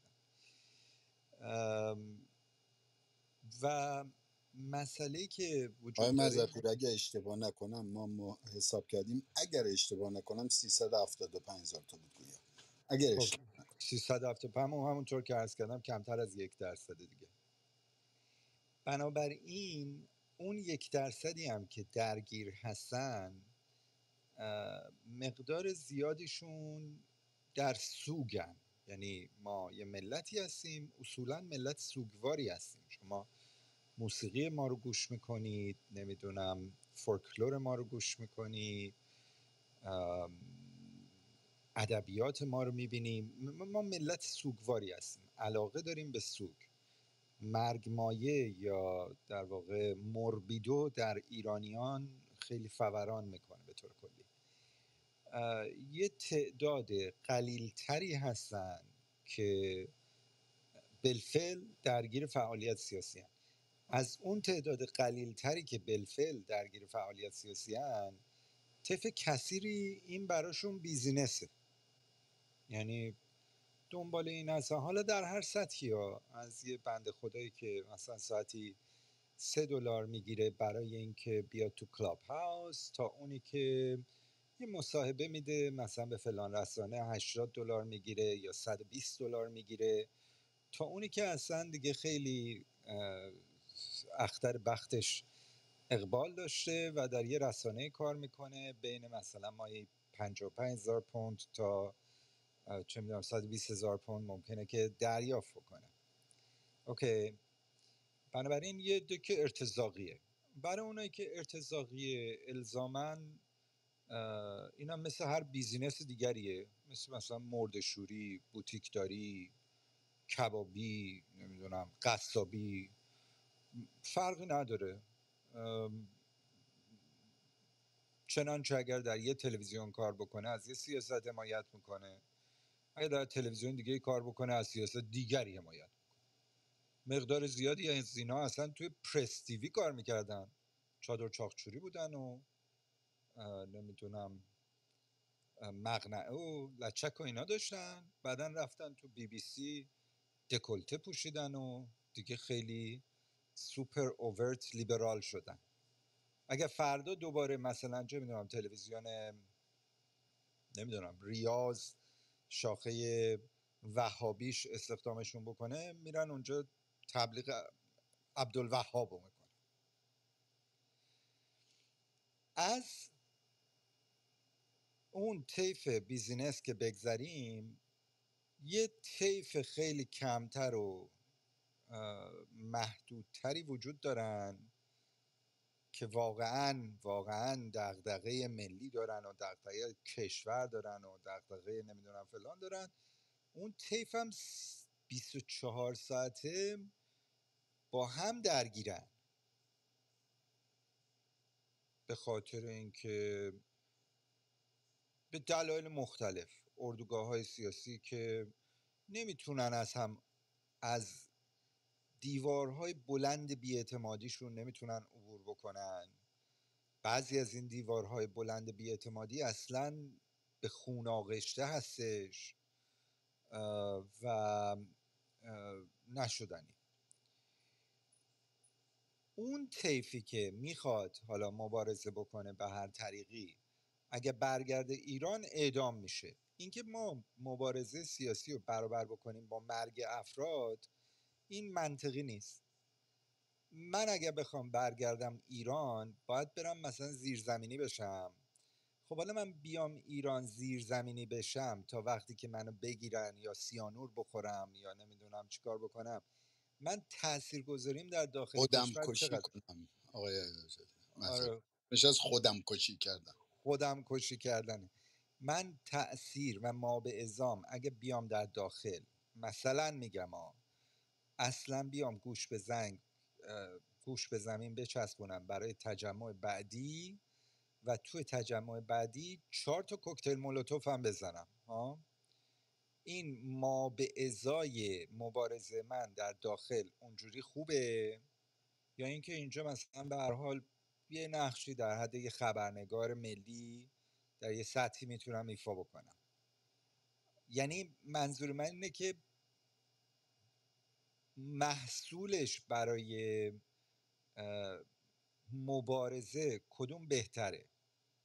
اگر مثلا چه میدونم بنده و دیگران بیایم حالا زیرزمینی بشیم که میگم خیلی کار پیچیده و قامزی هم هست، چون که باید بیای مرزی بری تو کشور، اوراق جعلی داشته باشی، خانه امن داشته باشی. خب همه این کارا رو کردی، حالا اصلا آمدی اوراق جعلی و خانه امن و فلان و اینا رفتی یه جا مستقر شدی، then what؟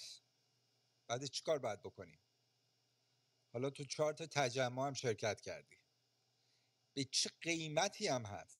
چون که مثلا کافیه که یه تجمعی باشه برای سالگرد مهسا امینی، این وسط محمد منظرپور دستگیر بشه مثلا با لباس مبدل در تهران، میگن نگاه کن اصلا موساد داره هدایت میده، CIA داشته هدایت میده.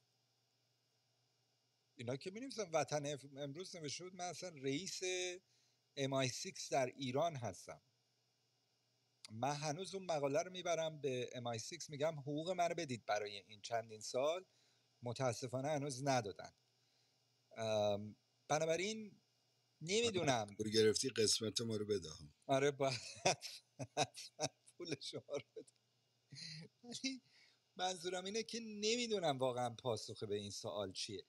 اما یه نکته من به شما عرض بکنم و اون اینه که اگر به روز سرنوشت نزدیک بشیم، لاجرم اونهایی که مثل بنده ادعا دارن که ما باید در دل مبارزه باشیم، لاجرم باید برگردن ایران بر طریقی که هست و این یه بایدیه که باید اتفاق بیفته. به نظر من اون دسته از سیاسیونی که اصلا و در هیچ شرایطی حاضر نیستن برگردن ایران و میگویند که ما نمیریم ایران، اصلا نباید وارد فعالیت سیاسی بشن کلا. نمیدونم حالا پاسخ شما رو دادم یا نه. عرض من دارم. مرسی، ممنون از شما آقای منظرپور. حقوق من چرا دیر شده؟ منم اعتراض دارم. بله نکنه بله پولا رو حتما اول من تنها بگیرم بعد به تو میدم. ولی سفید اجازه بده من اینجا یه بحثی رو بکنم از این خنده. ببینید یکی از دوستان راجب گل سفید بکستیج بر من خیلی چیزا نوشته. گل سفید اینجا هستش، من خیلی وقت میشناسمش، جلو خودش میگم گاهی اوقات تنده قبول میکنم، ولی یکی از باشرفترین شیرزنان ایرانی اینجاست و من بهش احترام میذارم و پشتش وامیستم و مطمئن باشید گل سفید آدم احمقی نیست، ضریب هوشیش بالای 120. بارها من امتحان کردم دیدم جاهایی که هیچ کدوم از متخصصین، از کسایی که خیلی هم ادعا دارن ندیدن و گل سفید دیده. امیدوارم یه ذره آرومتر بشه، امیدوارم یه ذره ببخشید لغت شاید بد باشه متین‌تر باشه، ولی راجع به وطن پرستی و انسانیتش من امضا میکنم، هیچ مشکلی ندارم. و لطفاً سعی نکنید با کسی چیزی بنویسید که فکر کنید که بین ما اختلافی نمیفته، چون من ایشونو دوست دارم و ایشون تو اتاق قبل از من بوده، یعنی ما به ژاپنی میگیم سمپای من هستش و من همیشه بهش احترام میذارم. تمومش کنیم. مرسی گل سفیدم، مرسی از اینکه فرصت رو دادی، چون وقت نوشتن نداشتم گفتم بگم. مرسی. نه خواهش میکنم. مرسی از لطف شما آقای شبیری. اگر هم که یه موقع بحثی چیزی پیش میاد ما ارادت قلبی به شما داریم، قطعا و قطعا انسان شریفی هستید شما. و حالا اگر دوستان از من انتقادی هم دارن، من قبول میکنم که فرد تندی هستم، زود عصبانی میشم، از کوره در میرم اما دوستان حق دارن در مورد من هر برداشتی که میخوان داشته باشن. یعنی افرادی که منو میشناسن میدونن دیگه. حالا این عصبانیت منم دلیلش اینه که انقدر تو داخل زیر فشار هستیم، واقعا تحمل دیگه کمترین موضوعات بی خودی رو نداریم. عصبانیت هم به این دلیله، وگرنه من با هیچ کدوم از دوستان نه دشمنی دارم نه هیچ چیز دیگه. دوستان حق دارن، آزاد هستن، هر طور که برداشت میکنن برداشت کنن. مرسی از شما آقای پیمان گرامی. درود بر شما. اگر که فکر کنم شما تماس داری، اگر منو میشنوین شما جان چشم اجازه بدین آقای پیمانم صحبت کنه. آقای لاکانی درود بر شما. شما رو هم الان میرسید به شما. آقای پیمان هستین با ما؟ بله بله، بفرمایید. خیلی ممنون، متشکرم، داشتم گوش میکردم. بحث خیلی خوب و جالب. و راستش میخواستم راجع به در رابطه با همین مسئله زمین ها و نحوه اداره فرقه‌ای رژیم که چرا این یک حکومت نرمال نیست و از اینجور چیزا صحبت کنم، ولی چون یه مقدار خیلی به طرف منفی رفتیم و اینا، خواستم شاید یکم حرفای مثبت بزنم. امیدوارم یکم شاید روحیه بده یا شاید هر حال یه راهی رو بتونه برای ما روشن‌تر بکنه. ما با تمام این صحبت ها، من با همه حرفایی که زده شد کاملا موافقم و رسانه ها دست، خب ما داریم میبینیم دیگه چه کسایی چه نیروهایی هست و همه اینا درست. ولی ما اگه یه پدیده ای رو هم نگاه بکنیم، یه گفتمانی که واقعا میشه گفت از کف جامعه بلند شده و شاید توی رسانه‌های اجتماعی مثلا توی توییتر شاید بیشتر بشه دید، حالا نمیدونم تا حدی تو اینستاگرام باشه یا نباشه که فکرم شک دارم، ولی بیشتر احتمالاً از توییتر. ولی کلا توی شما تو کف خیابون هم تو ایران میبینید، تو در سطح جامعه میبینید همین ملی گرایی و همین علاقه به خاندان ایرانساز پهلویه. و این خب به هر حال علیرغم همه این صحبت‌هایی که ما میکنیم، تمامی این حالا دستمزدایی که میگیرن، اون حقوقایی که میگیرن، از این میرن به اون ور، از این ور مثلا از عبدالوهاب تعریف میکنن، از اون ور مثلا میشن سوپر لیبرال و همه اینها همه درست.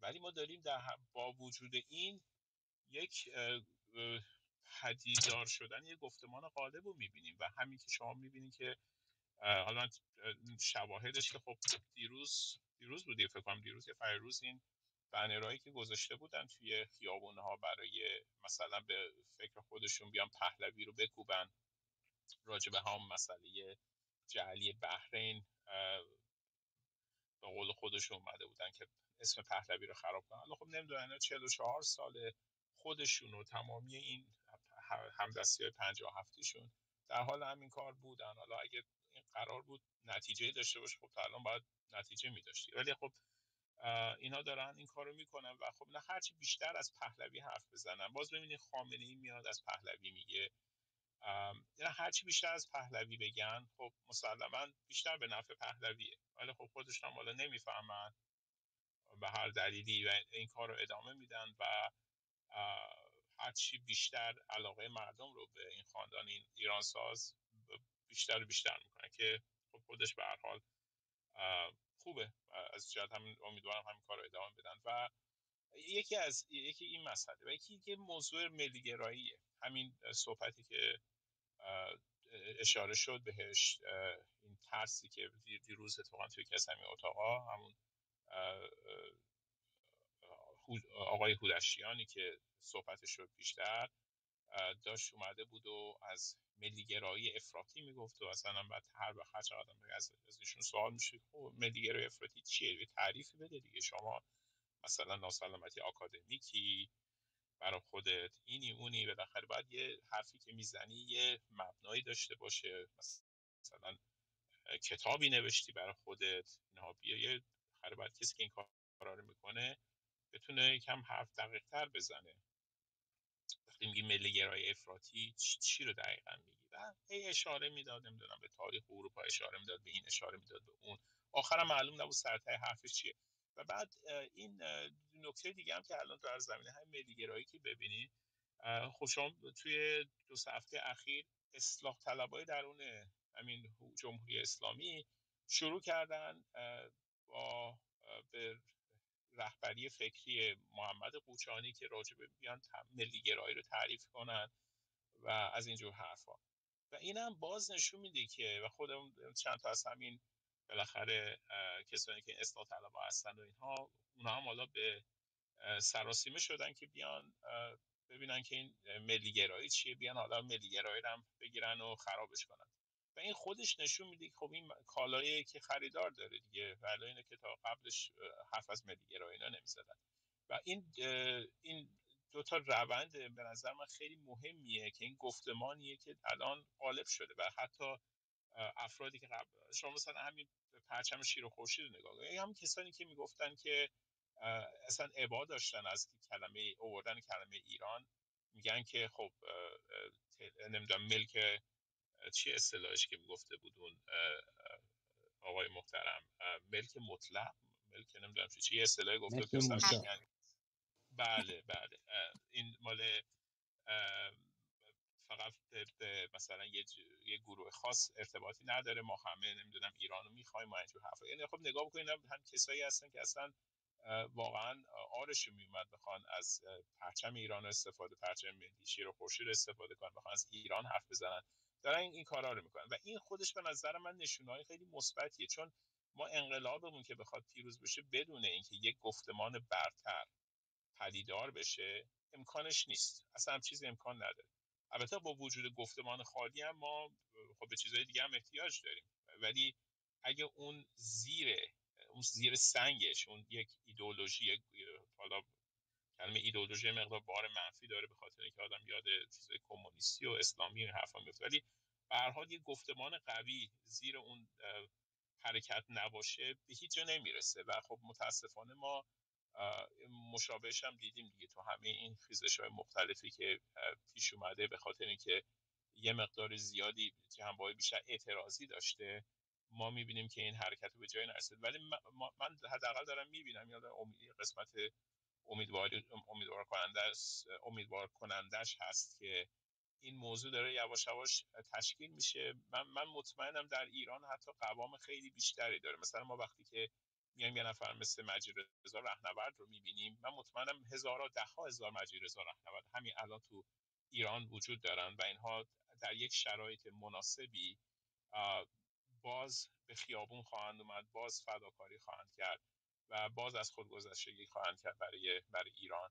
و این خیلی مهمه. هم می‌خواستم در صورت این نکته هم اضافه کنم که با اینکه این همه ما چیزای منفی داریم می‌بینیم، بالاخره یک رگه‌های مثبت، یه روندهای مثبتی هم بالاخره هست. خیلی متشکرم. سپاس از شما. آقای لاکانی رو هم بشنویم، بعد بریم به 2 مدیریتور عزیز که صحبتاشون رو نشنیدیم. آقای لاکانی درود بر شما، خوش اومدید، شما رو بشنویم. درود و سپاس به همه دوستان. من اکثرا صحبت‌های دوستان رو شنیدم توی اتاق. تنها چیزی که میتونم بگم واقعا اینه که انتخاب‌های درست در زمان‌های درست برای مطالبی که نیاز هست به گوش بخشی از جامعه ایران که در خواب غفلت فرو رفتن و بخشی که دوستان اشاره کردند درصد پایینی واقعا در کنش سیاسی قرار دارن و درصد بالایی چه ما بخوایم چه نخوایم در یک سمت و سوی دیگه قرار دارن و تلاش‌های ما بیشتر همه ما این هست که کنشگران این درصد این افرادی که این به قول معروف بی‌تفاوتی رو به نوعی اگر بهشون جفا نکنیم بگیم بی‌تفاوتن پیشه کردن، من فکر میکنم این اتاقها و این روشنگری ها خیلی موثره و من اتاق گوش میکردم. بیشتر دوستان واقعا تمام مسائلی که مد نظر من بود خودم شخصا بخشیش بگم رو گفتم، بنابراین از تکرار مطالبی که ملال آور بشه یه مقدار خودداری میکنم، ولی واقعا دلم نمیاد اشاره نکنم به سرکار خانم و بانویی که اشاره کرد که چجوری برادرش رو سلاخی کردن و قلب من یکی که واقعا به درد اومد. من صادقانه میگم من در اون لحظه هندزفری داشتم میدویدم بیرون، همونجا وایسادم بغل یه درختی و واقعا اشکام سرازی شد. یعنی تا چه حد اینها حتی به آدم هایی که برای سیستم خودشون کار میکنن با کوچکترین اختلاف نظر، با کوچکترین مخالفتی با سیاست های اینها سلاخی میکنن، اونم به شکلی که سرکار خانم گفتن که 8 تا گلوله تو بالاتنه، حدود 3 یا 4 تا گلوله تو پاهای ایشون زده شده و برای یک نفر بالای 10 نفر آدم ریختن سرش به خاطر اینکه این آدم رو سلاخی بکنن. و این برای من یادآور یک من خودم آذری هستم، یادآور یه سریال ترکیه‌ای بود به اسم گوتلار وادیسه، یعنی وادی گورکا. اینا فقط یه سری آدم‌هایی بودن که به خاطر منافع خودشون به انواع اقسام شکلا در می اومدن. به قول دوستان خیلی هم متشخص خودشون رو نشون میدادن، اهل این که بیان کارهای خیر انجام بدن، مدرسه بسازن و کارهای دیگه، ولی تو خلوت پشت سر داشتن باندهای مختلف قاچاق و کشتار همدیگر و مافیایی که به جان ترکیه افتاده بود داشت اون فیلم به تصویر کشیده میشد. واقعا برای من تصویر اون وادی گورکا رو میده. یه بخشی از این قضیه من دارم فکر میکنم ما اگر واقعا فکر میکنیم آدم‌هایی مثل اینها برمیگردن به مرز کشور و نگهداری از مرزها فکر میکنن، اگه اینا بخوام به نگهداری مرزها فکر کنن، پس کی بیاد به وادی گورکا بپیونده؟ کی بیاد تو این وادی گورکا سلاخی بکنه؟ کی بیاد منافع شخصی، اولیگارشی مذهبی و اولیگارشی خاص خودش رو به نام مذهب تأسیس بکنه که قشنگ یه سپر دفاعی از مذهب برای خودشون ساختن، انواع اقسام بلایا رو سر ملت ایران میارن. من واقعا دومین مطلبی که میخواستم بگم این رو لطفاً همه کسایی که کمابیش منو میشناسن میدونن که من آدم متظاهری نیستم و متملقم نیستم به هیچ وجه و سعی میکنم با انصاف صحبت کنم، ولی من نمیتونم بگذرم از لحظه ای که آقای منظرپور بغضش گرفت تو این اتاق. من میشنیدم و اشکاش سرازیر شد و صداش کاملا گرفت و در مقابل شخصی که واقعا داشت بیشرمانه تمامی پرنسیپ های اخلاقی و ملی رو زیر پاش میگذاشت و راجع به این مسئله داشت به قول خودمون خیلی راحت بگیم خونشویی میکرد. برای من خیلی ارزش داره، ولی برای من که به عنوان کسی که یه آدم ملیگرا هستم، ایرانگرا هستم و شدیداً خودم هم همچین احساساتی دارم، شخصی مثل آقای منظرپور اصلا نیازی نداره که بیاد تو این جمع نشون بده که مثلا بغضش گرفته یا گریهش گرفته، ولی وقتی که واقعا میاد به طور واقعی این حس به سراغ آدم میاد، این آدم و نشون میده که این حس رو داره. برای من پادشاهی خواه، برای منی که طرفدار گفتمان شاهزاده رضا پهلوی هستم، یادآور اون جمهوری خواهای ملیگراست که به مفهوم واقعی ملیگران و تمایز میده کسانی که ادعای جمهوری خواهی رو دارن و 1001 بهانه میارن که کلمه ایران رو حتی تو دهنشون نیارن، یا حتی پرهیز میکنن که ایران بگن من ایرانگرام، من ملیگرام و انواع اقسام بهانه ها میارن، توجیهات مختلف که بتونن سمت و سو رو ببرن جای دیگه.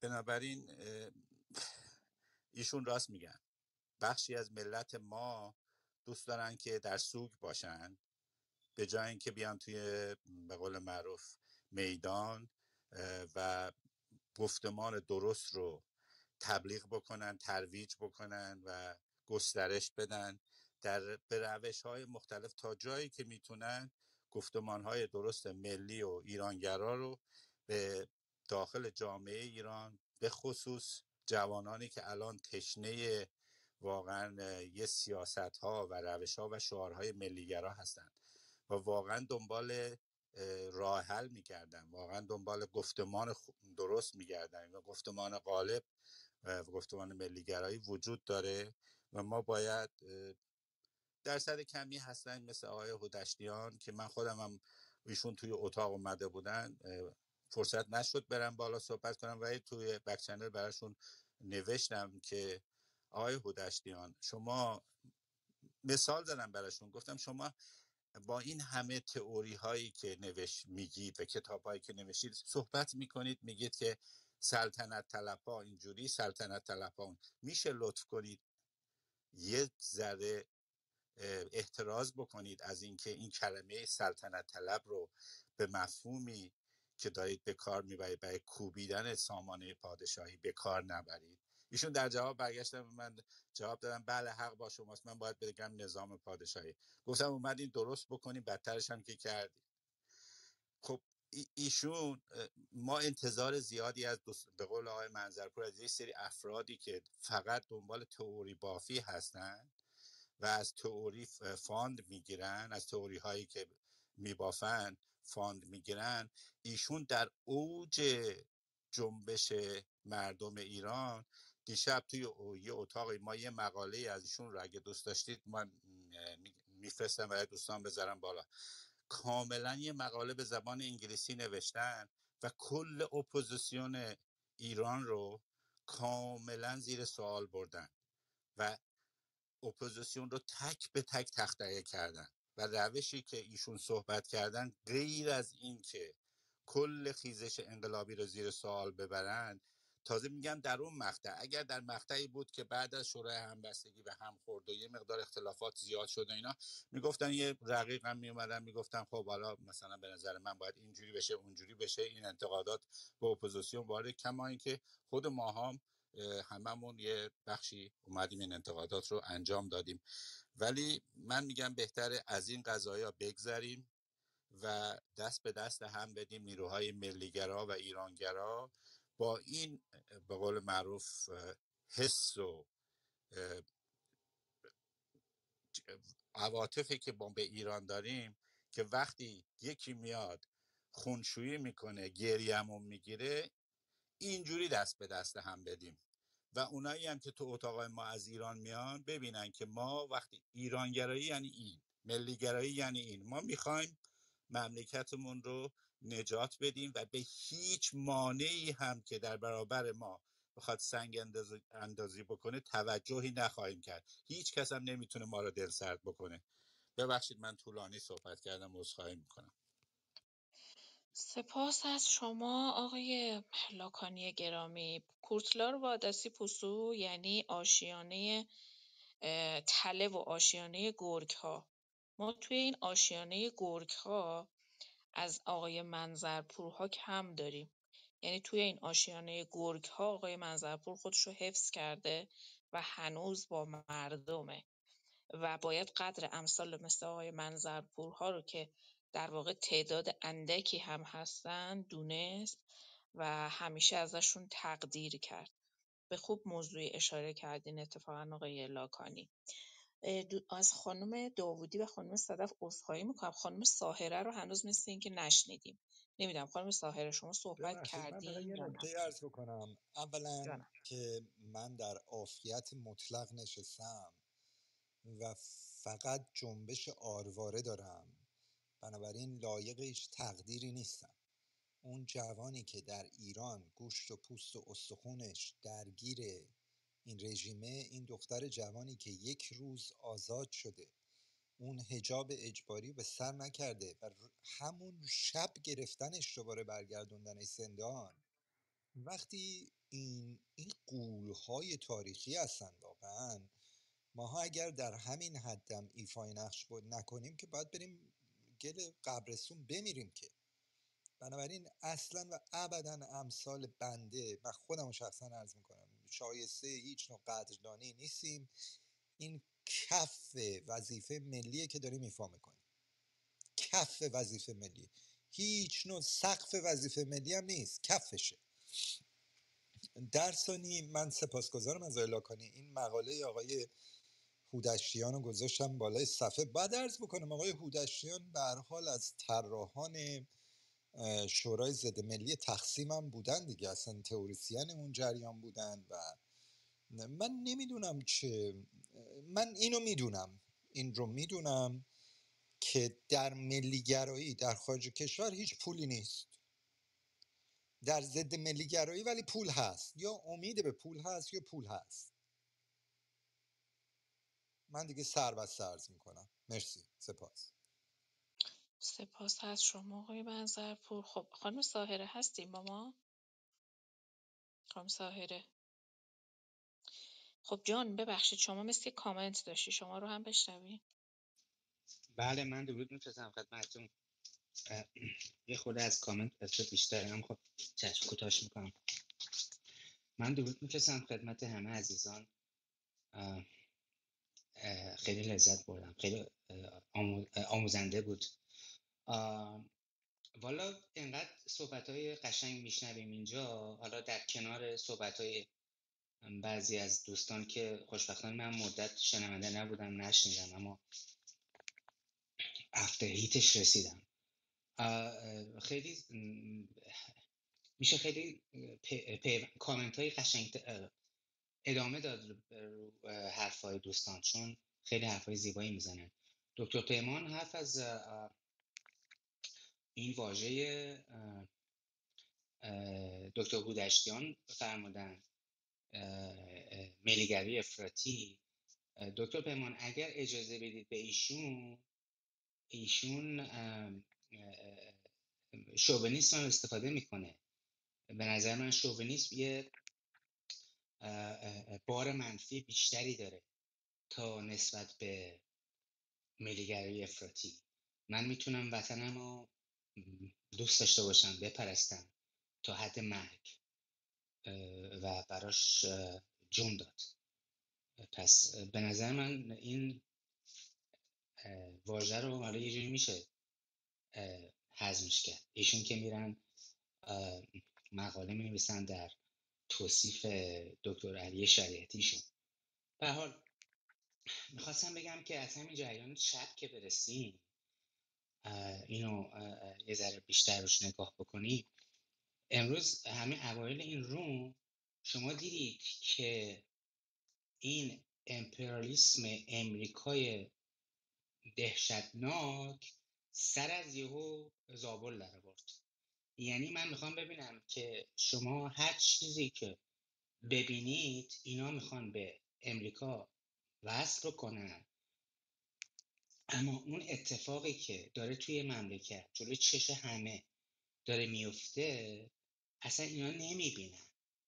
فقط یه پرچم محور مقاومت گرفتن دستشون که همش بگن که امپریالیسم امریکا اینه کرد اونه کرد، حالا هم این دیواری که اینجا کشیده شده تقصیر اونه. یعنی اگر شما میخواستین یه ذره بیشتر ایشون میخواستن توضیح بدن معنیش این میشه. حالا من خودم کلا یه ذره آدمی هستم که همیشه کانسپیرسی زیاد فکر میکنم. این توهم توطئه رو یه ذره بای دی نیچر آدما دارن، چون ما همیشه آن د آلرتیم دیگه به خاطر نیچرمون. من فکر میکنم که این اتفاقاتی که داره میفته که الان اگه شما توجه بکنی بافت جمعیتی شهرها داره عوض میشه به آدمایی که از افغانستان و پاکستان و سوریه و اینجاها اومدن و اینا طبق آمار بود 5 تا 10 میلیون نفرن و میبینید که اینا به راحتی میان عملیات انتحاری میشه گفت، چون طرف میدونه وقتی داره میره توی اون مسجد تیراندازی میکنه این آخرش مرگه یا گرفتنش اعدامش کردن، انتحاریه. الان از داخل داره این اتفاقا میفته، از بیرونم طالبان اومد دو تا مرزبان ما رو اگزیکیوت کرد، یعنی اینا رو تیر خلاص زد بهشون. بعد اینجوری انگار یه جوری تالرنس جمهوری اسلامی رو تست کرد. الان داره پوشینگی میکنه، داره میاد جلوتر، الان داره مرزای خیالی و داره میگه اینا مرزای واقعیه. جناب منظرپور، ببینید این یه توطئه جهانی به نظر من نیست، به نظر شما نیست که این چپ محور مقاومت از بیرون داره پوش میکنه و اینام که میدونیم اصلا به مرزی اینا هیچ اعتقادی ندارن، اینا جهان وطنی هستن. میخوام ببینم آیا اینا دست به دست هم دارن این ایران رو تجزیهش کنن؟ انقدر ضعیفش کردن که دیگه طالبان هم میاد به ما زور میگه. آخه این چیه؟ اگر که این 10 میلیونی که میگن، حالا 5 تا 8 میلیون، 10 میلیون، حالا اینا زاده بدرد میکنن، سال دیگه بهشون اضافه تر میشه. اینا مگه همدستی بکنن با این طالبان بیرونی و این سیاست خارجی که سیاست دنیا که فعلا با ما داره اینجوری رفتار میکنه، آخرش چی میشه؟ ممکنه ما از جنگ داخلی سر در بیاریم با همین آقایونی که از دوربر کشورهای همسایه‌مون الان دارن وسط ما زندگی میکنن. اینا رو خیلی لطف میکنین اگه به من پاسخ بدی. ببخشید طولانی شد، سپاسگزارم. بانو سپید، گل سپید. خواهش می‌کنم. آقای منظرپور هستین؟ جناب عزت‌پور، من فقط قبل از که شما بگید یه سخنی با شما دارم. جناب هودشتیان در قبول دارم که در یک جایگاه قرار گرفتم که یک ذره باید باشون صحبت بشه. من از ایشون دعوت کردم، یک بار نتونستم به دلایلی، ولی گویا یه قولی دادن که بیان توی این اتاق خیلی روشنگری کنن و ما باشون بتونیم صحبت کنیم. یک مقداری اینجا، حالا من سکوت کردم چون نظر مردم برام خیلی محترمه، سکوت کردم و جوابی چیزی ندادم، ولی یک مقداری به ایشون بپردازیم که بعدا رومون بشه تو این اتاق دعوتشون کنیم. من فقط خواستم یه تذکر بدم که به راه ها رو نبندید برای گفتگو.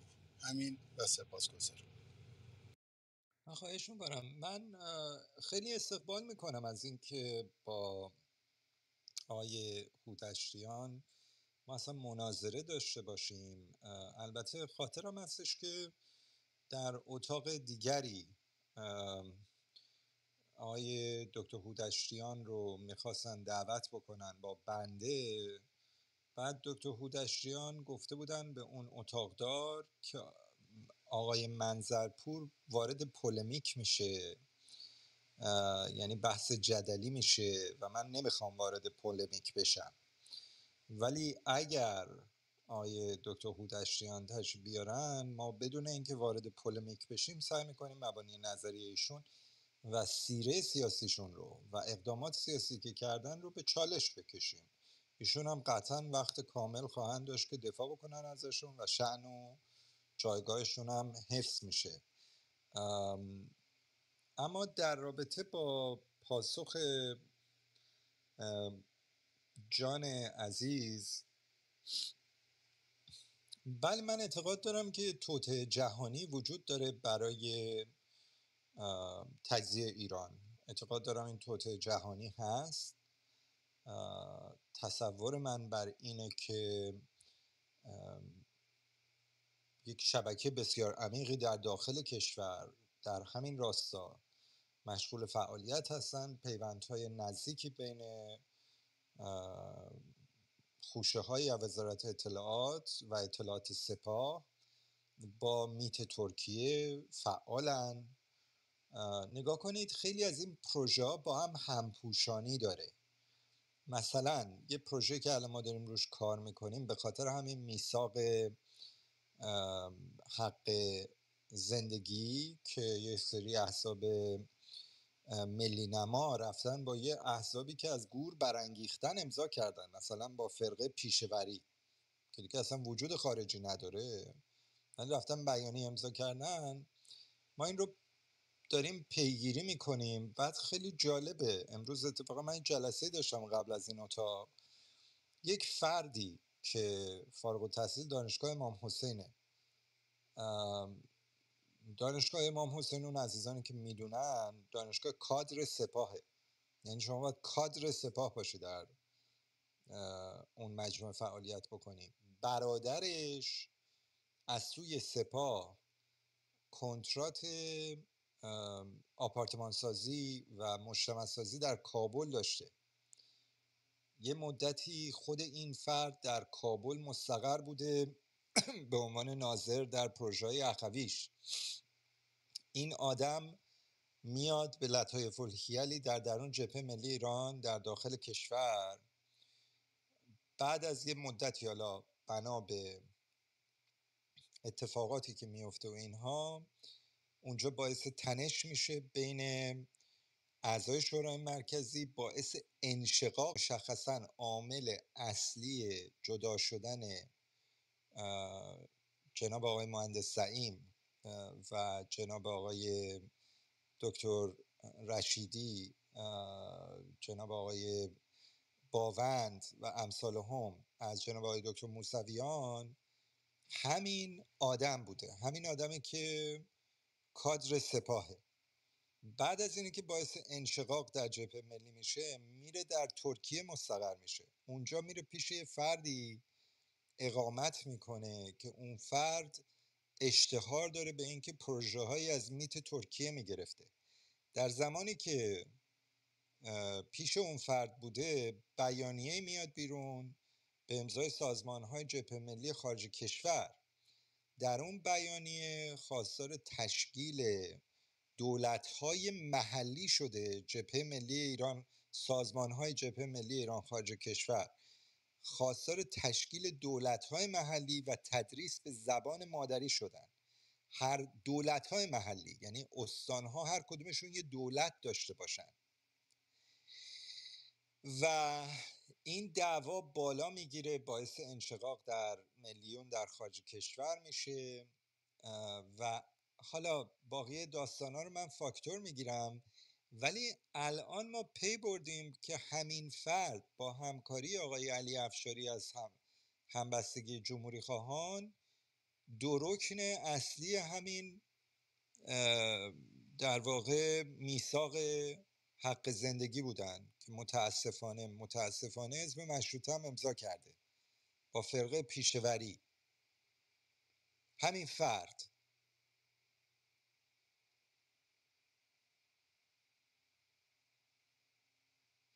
بنابراین توطئه هم از داخل وجود داره. جمهوری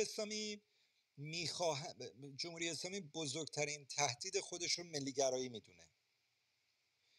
برای همینه که از یه طرف آقای چیز رو اجیر کرده، فعال کرده این اصلاح طلب ها رو. الان مدت ها بود اصلاح طلب ها به ما حمله میکردن، میگفتن شما چرا اصلا میگید ما ملیگراییم؟ مگه شما شاغول ملیگرایی هستید؟ همین آخوند کرواتی دانشگر، دکترای نماز آیات و دعای کمیل، این میگفتش مگه شما شاغول ملیگرایی هستید؟ حالا دارن برای خودشون ملیگرایی رو میخوان تئوریزه بکنن. از یه طرف اصلاح طلبها رو بستن به جون ملیگراها، از اون طرف با ایادی و عناصر نفوذی خودشون میخوان که واژه ملی و ملیگرایی و ایرانگرایی رو آغشته بکنن به کثیف‌ترین نهله های تجزیه طلب. دیگه ما از فرقه پیشوری که دیگه کثیف‌تر نداریم که، مثلا موجودی که مرده اصلا وجود نداره، ولی میان با فرقه پیشوری بیانیه امضا میکنن به نام چی؟ جبهه ملی اروپا. چی؟ آقای جعفری و آقای فلان، 2 نفر آدمن. این طرف سازمان های جبهه ملی ایران خارج از کشور و حزب مشروطه. به حزب مشروطه میگیم چرا امضا کردیم؟ میگه جبهه ملی جبهه ملی اروپا به ما گفت. جبهه ملی اروپا که آقای جعفری 2 نفرن. آقای جعفری قبلا تو فدایان خلق اکثریت بوده. واسط کیه که این بیانیه رو امضا کرده این ور اون ور؟ آقای علی افشاری. جناب منظرپور، مهندس کوروش زرین اصلا قبول نداره این برنچ اروپا رو، قبول نداره اصلا اینا رو هیچ کدومشون نمیکنه. قبول ندارن. هم مهندس زعیم قبول نداره، هم آقای دکتر موسویان قبول ندارن. ولی مسئله ای که هستش اینا ضربهشون رو میزنن دیگه. اسم استفاده شده، اسمو میسوزونن، میدونید؟ اسم رو میسوزونن، اسم دیگه جبهه ملی اروپا. حالا همه فکر میکنم اصلا 500 نفرن، میگم 2 نفرن. و این ضربه رو زده وزارت اطلاعات. واقعیت اینه که وزارت اطلاعات خیلی خیلی مؤثر داره ما رو نابود میکنه، به معنای واقعی خیلی مؤثر. یعنی هر سنگی رو برمیگردونیم یک توطئه وزارت اطلاعات زیرشه.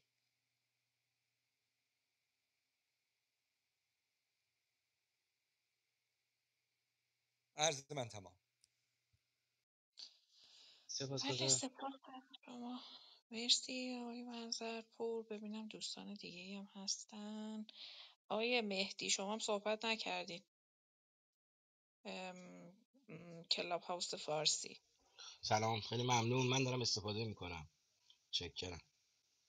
مرسی سپاس از شما. خب آقای خانم ببخشید من آدم. تا فراموش نکردم.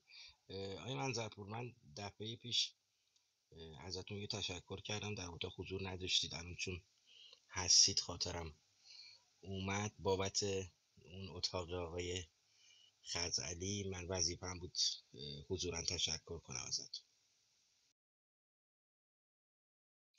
صدا بله میکنم. خیلی ممنون مهدی جان. من دیدم که یه ویدئویی هم درست کرده بودی و خیلی ازت سپاسگزارم که واژگان ناشایستی که از زبان من جاری شده بود رو سانسور کرده بودی. خیلی کار درستی کرده بودی و ازت بسیار سپاسگزارم. مرسی. وظیفه‌ام بود. مخلص. مرسی از شما. بانو صدف هستیم با ما. بله هستم.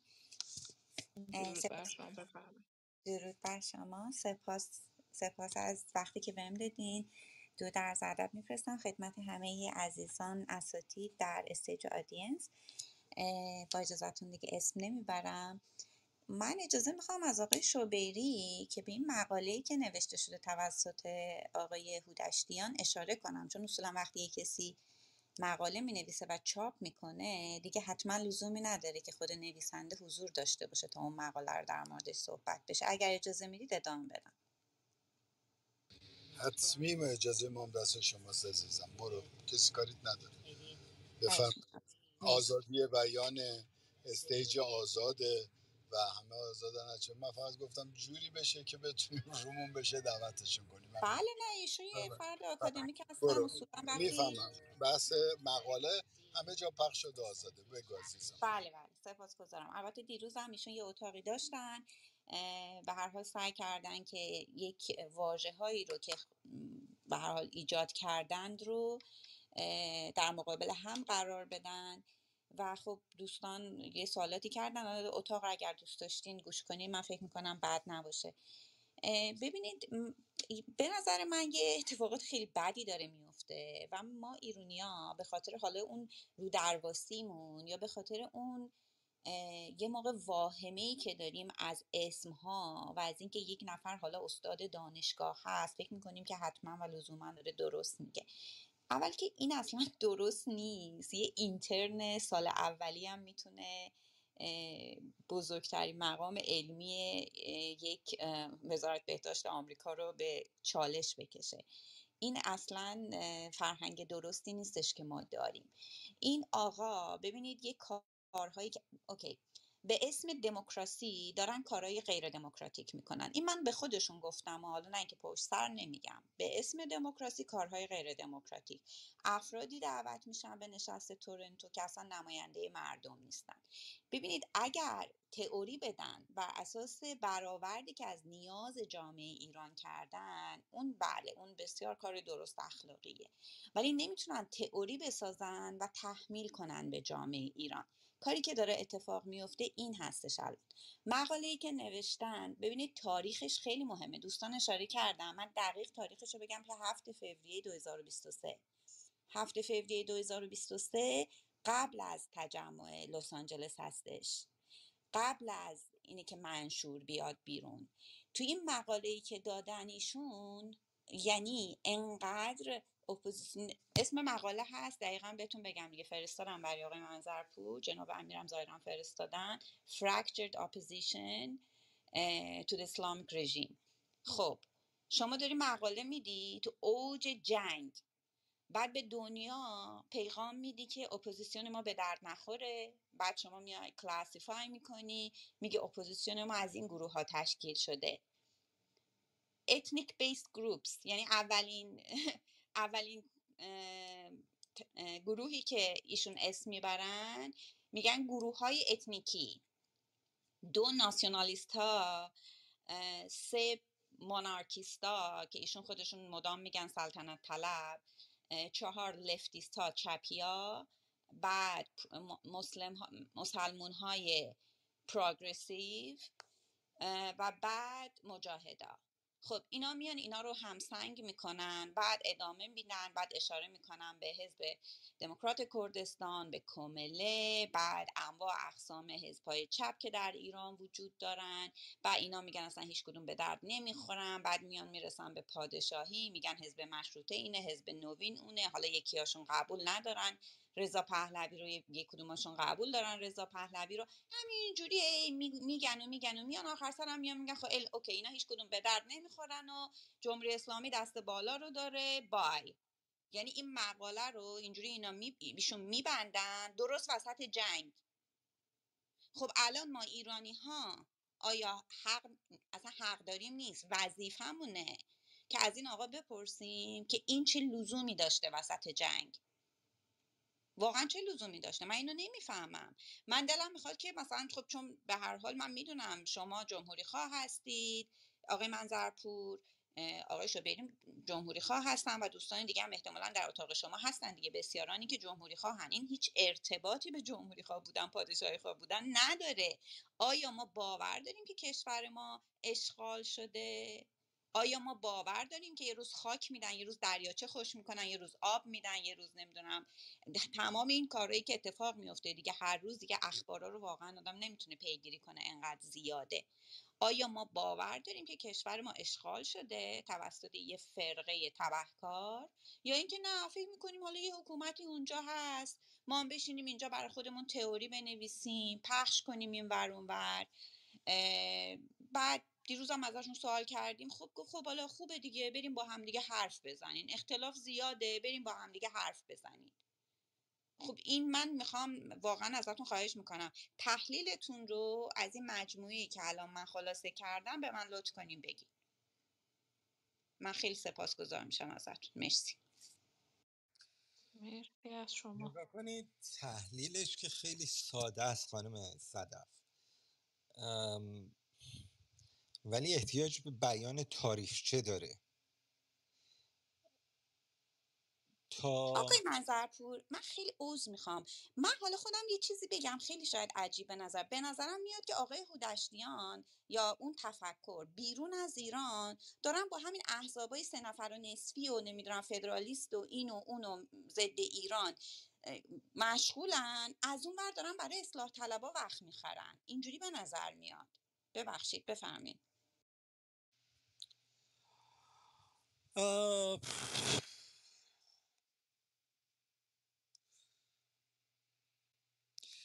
نگاه کنید این پاسخ سوال شما الان به 1 ساعت توضیح احتیاج داره. من نمیدونم در حوصله اتاق هست یا نه، ولی سعی میکنم خیلی مختصر عرض بکنم. نگاه کنید تا سال 1984 سال 1979 در ایران فتنه 57 شد. تا سال 1984 عملاً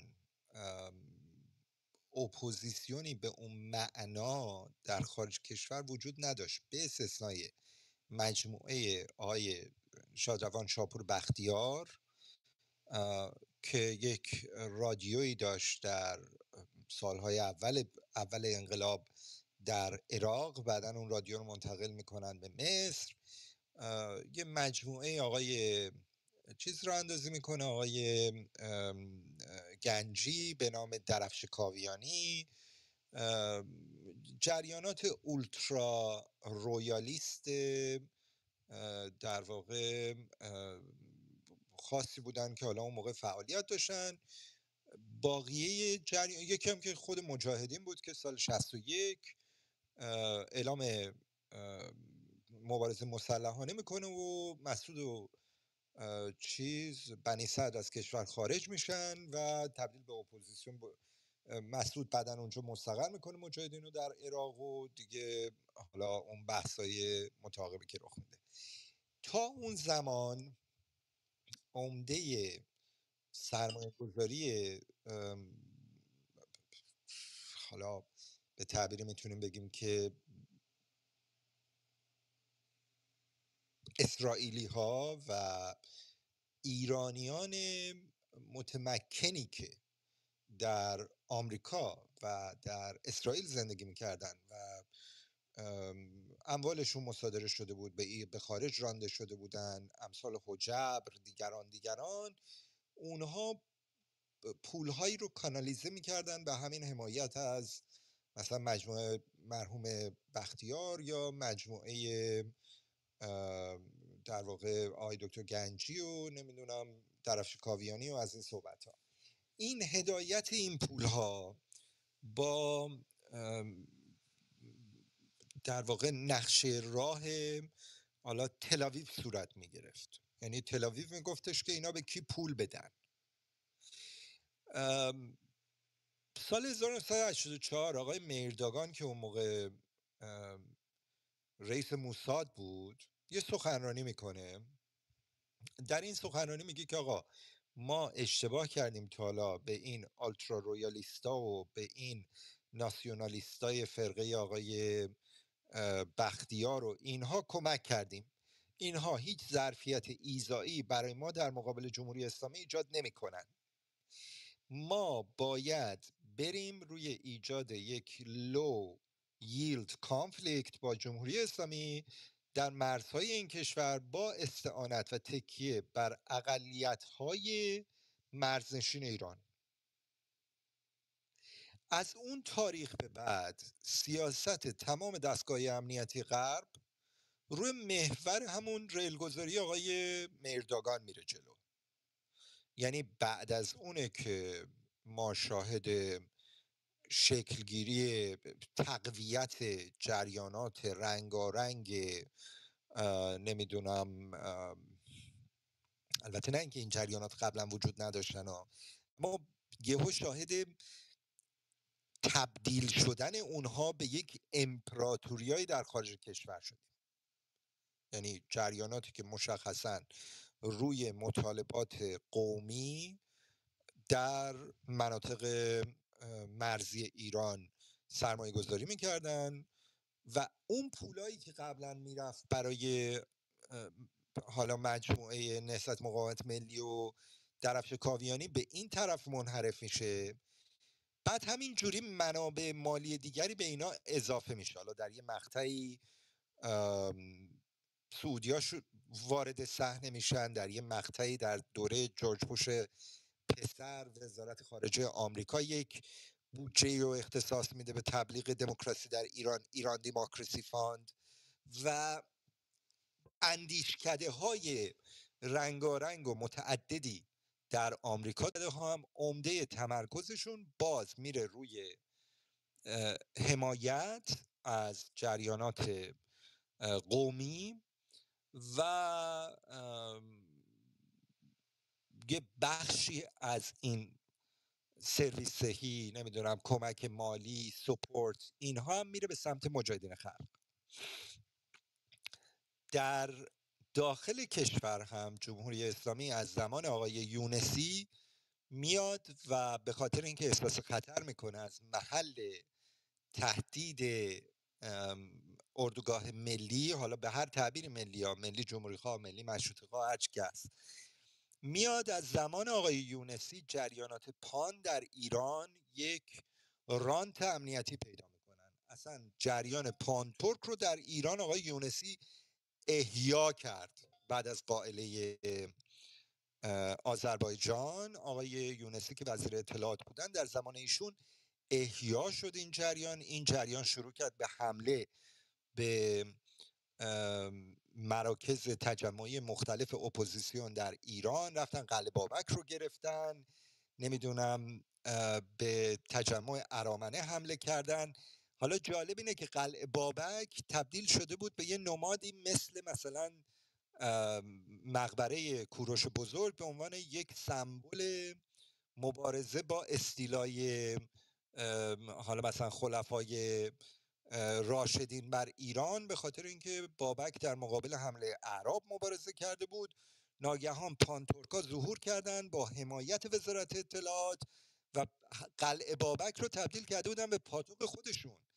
بعد ماجرای تراکتور سازی پیش آمد، نمیدونم بردن پرچم‌های رنگارنگ آذربایجان جنوبی و ترکیه و اینها به استادیوم در یک تیم فوتبال که تمام سهامش متعلق به سپاه پاسداران جمهوری اسلامی بود. در ایران که 4 تا خانم داغدار اگر در پارک لاله برن یک سخنرانی بکنن 500 تا نیروی امنیتی میاد اینا رو میبره با چک و لغت، هزاران نفر میرن در استودیو و پرچم آذربایجان جنوبی و پرچم ترکیه میگیرن و جمهوری اسلامی نسبت به اون چشم پوشی داره. اینجاست که یه همپوشانی پیش میاد بین دستگاه امنیتی ایران، دستگاه امنیتی ترکیه، دستگاه امنیتی اسرائیل و عقبه هاشون اینجا در واشنگتن و همه جای دنیا، که مجموع اینا ده انتی ایران به قول معروف کامپلکسه، یا اون مجموعه ضد ایران. مجموعه ضد ایران هم میگم مشخص دارم میگم، نه مجموعه ضد جمهوری اسلامی ایران، بلکه مجموعه ضد ایران. تمام پولی که هستش، چه به لحاظ رسانه‌ای، چه به لحاظ فاند، چه به لحاظ لابی، در اون مجموعه هاست. تنها اتفاق خارج از قاعده‌ای که در این فرایند افتاده سفر شاهزاده رضا پهلوی به اورشلیم بوده که تعبیر شده به یک گیم چینجر. ولی یادتون باشه بلافاصله بعد از سفر شاهزاده رضا پهلوی به اورشلیم، نمیدونم 33 نفر یا چند نفر از اعضای کنست یه نامه نوشتن خواستار استقلال آذربایجان شدن. یعنی اون جریان دیگر که جریان روسوفیل در اسرائیل داره هدایت میکنه، جریان آقای آویگدور لیبرمن داره حمایت میکنه در اسرائیل، اونا ضد حمله کردن نسبت به اونهایی که از شاهزاده رضا پهلوی دعوت کرده بودن. حالا ما شاهد یه تغییر رویکردهایی هستیم. مثلا پشت سفر شاهزاده رضا پهلوی به اورشلیم اتفاقا FDD نقش موثری بازی کرده. آقای قاسمی نژاد هم که در FDD هستش نقش موثری بازی کرده. به نظر من این حرکت ها جالبه و به نظر میاد که ما شاهد یک شیفت پارادایمی در بخشی از این کامپلکس ضد ایران هستیم، در بخشی ها. ولی همین الانم که من دارم با شما صحبت میکنم بیش از 90% واقعا ضد ایرانه، نه ضد جمهوری اسلامی ایران. فکر کنم خیلی توضیح دادم. امیدوارم تا اندازه منظور رو رسونده باشم. عرض من تمام. سپاس از شما. خب دوستان، آقای مقداد درود دوباره. شما مثل که سوال داشتین تشریف آوردین، بفرمایید. بله بله سپاس. من خدمت شما که عرض کنم، ببینید آقای منظرپور و همه حاضران، پرچم ایران دوستی رو همیشه باید بالا نگه داشت. ببینید یک اتفاق ناگواری در ایران افتاد. مهسا امینی جاویدنام شد. در این مدت تقریبا 1 سال که داریم به سالگرد این جاویدنام زنده یاد میرسیم، بسیاری از افراد اومدن و وارد فضای سیاسی شدن که قبلا از اون ابا میکردن. یکی به خاطر اسمش، یکی به خاطر راحتی خودش. خیلی خیلی ما افراد رو دیدیم که مثل همین تهران، مثلا این آقای کمدینی که در آمریکا هست اومد اینجا اتاق 8 ماهه گذاشت، 7 7-8 خیلی اتاق طولانی گذاشت. اما یک مسئله ما این وسط باید خیلی بهش توجه بکنیم، این که پرچم ملیگرایی، پرچم ایران دوستی رو ما همیشه باید بالا نگه داریم. این خیلی اتفاق خوبی البته، چون دکتر سپر یه صحبتی کردن، من برمیگردم به اون یا آقای منظرپور هم گفتن نزدیک 1% هستن. من فکر میکنم با این اتفاقات 1 سال پیش اون 1% تبدیل شده به 2%، تبدیل شده به 3%، چون خودشون رو شریک این فاجعه جمهوری اسلامی دارن میبینن و از اون کنده میشن و میپیوندن به براندازهایی که اصلاح طلبان دیگه قبول ندارن. من فکر میکنم این یک مسئله است بعدش توجه کنیم و به این افراد که مخصوصا خیلی از این افرادم که من در اروپا و آمریکا میبینم مشخصا شاید ملیگرام نباشن، بلد نباشن. خیلی از اینا شاید اینجا 20 سال 30 سال بزرگ شدن و مثلا 10 سالشون بوده اومدن اینجا، 5 سال بودن. ما باید اینا رو به اون اردوگاه ملیگرایی نزدیکشون کنیم، نه اینکه اینا رو دور بکنیم. این خیلی مسئله مهمی است. من بارها دیدم اینا رو. من در همینجا شهر خود ما یک پرچمی رو برده بودن بالا که این پرچم، من سوال کردم پرچم مجارستانه، پرچم کجاست؟ من خودم پرچم خوشی داشتم دارم دستشون و خیلی هم استقبال کردن، چون نمیدونستن واقعا در میدان شهر ما، همین تمپا که من هستم.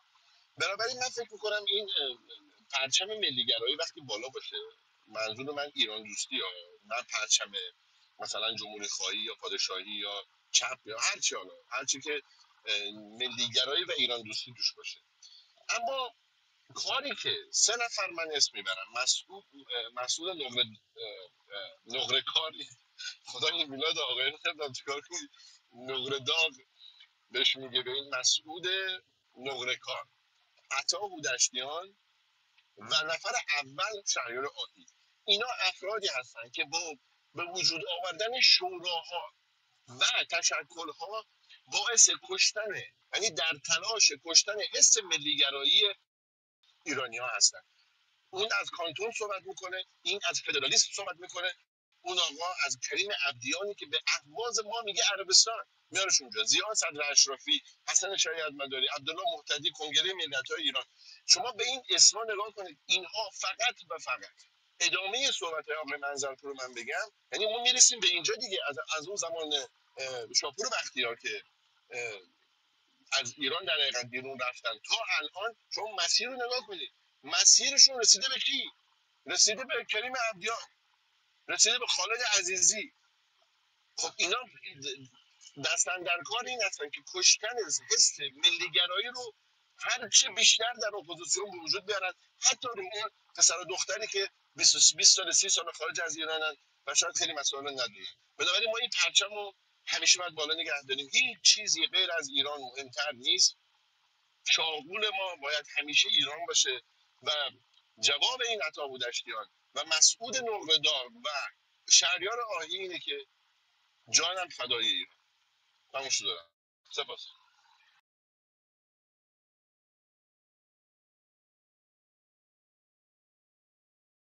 بله سپاس هست. شما ببخشید من یه لحظه مایکم بله صدف و مژگان مثل اینکه مایک باز کردن، درسته؟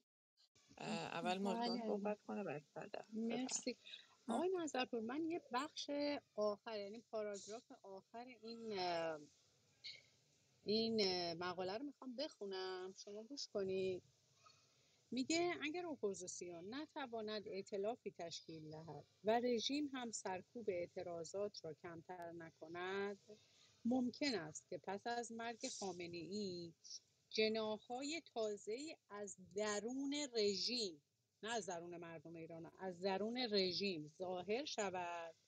به این ترتیب رژیم ممکن است انعطاف پذیرتر شود و صرفاً برای حفظ وضع موجود جناح‌های نرمتر اپوزیسیون، من نمیدونم جناح‌های نرمتر اپوزیسیون کیا هستن، را در خود جذب کند و گروه‌های اپوزیسیون را به دست یکدیگر کنار بزند. یعنی خیلی دقیق توضیح دادی که از خود مهره‌های درون رژیم اپوزیسیون ساخته بشه. حالا جناح‌های نرمتر رژیم هم نمیدونم دیگه، حتما همین اصلاح طلب‌ها هستن، اینا با همدیگه ملحق بشن بعد از مرگ خامنه‌ای که احتمالاً کار دست مجتبی میفته. یعنی یادتون آقای مظفر یه چیزی رو صحبت می‌کردیم، فکر می‌کنم داره اشاره به اون میکنه. خواستم نظر خودتونم بدونم اینجا. آقای مظفر تلفن دارن حالا بعدا. بله، اگر صدف جان شما صحبتی داریم بفرمایید. من فقط میخواستم بگم یه نفر پیغام داده مثل این که بلاکه، اگه بشه نمیدونم هر جور که صلاح اسم یه نفر رو میفرمایید. اجازه بدین که رامونا راد. نمیدونم. خب میدونن که توسط چه کسی بلاک هستن؟ نمیدونم بالا بچه ها فرستادن، خب چون من متاسفانه حالا این دوستان پروفایلشون رو یه چند دقیقه بذاریم بالا دوستان نگاه کنن، گاهی اشتباهی هم کسی دستش میخوره یا چیز میشه. بله درسته. باشه مرسی ممنون. آقای مظفر هستید؟ بله در خدمتون هستم. من پاراگراف آخر مقاله رو خوندم. اینها طرح کلیشون اینه که خامنه‌ای که بمیره، مجتبی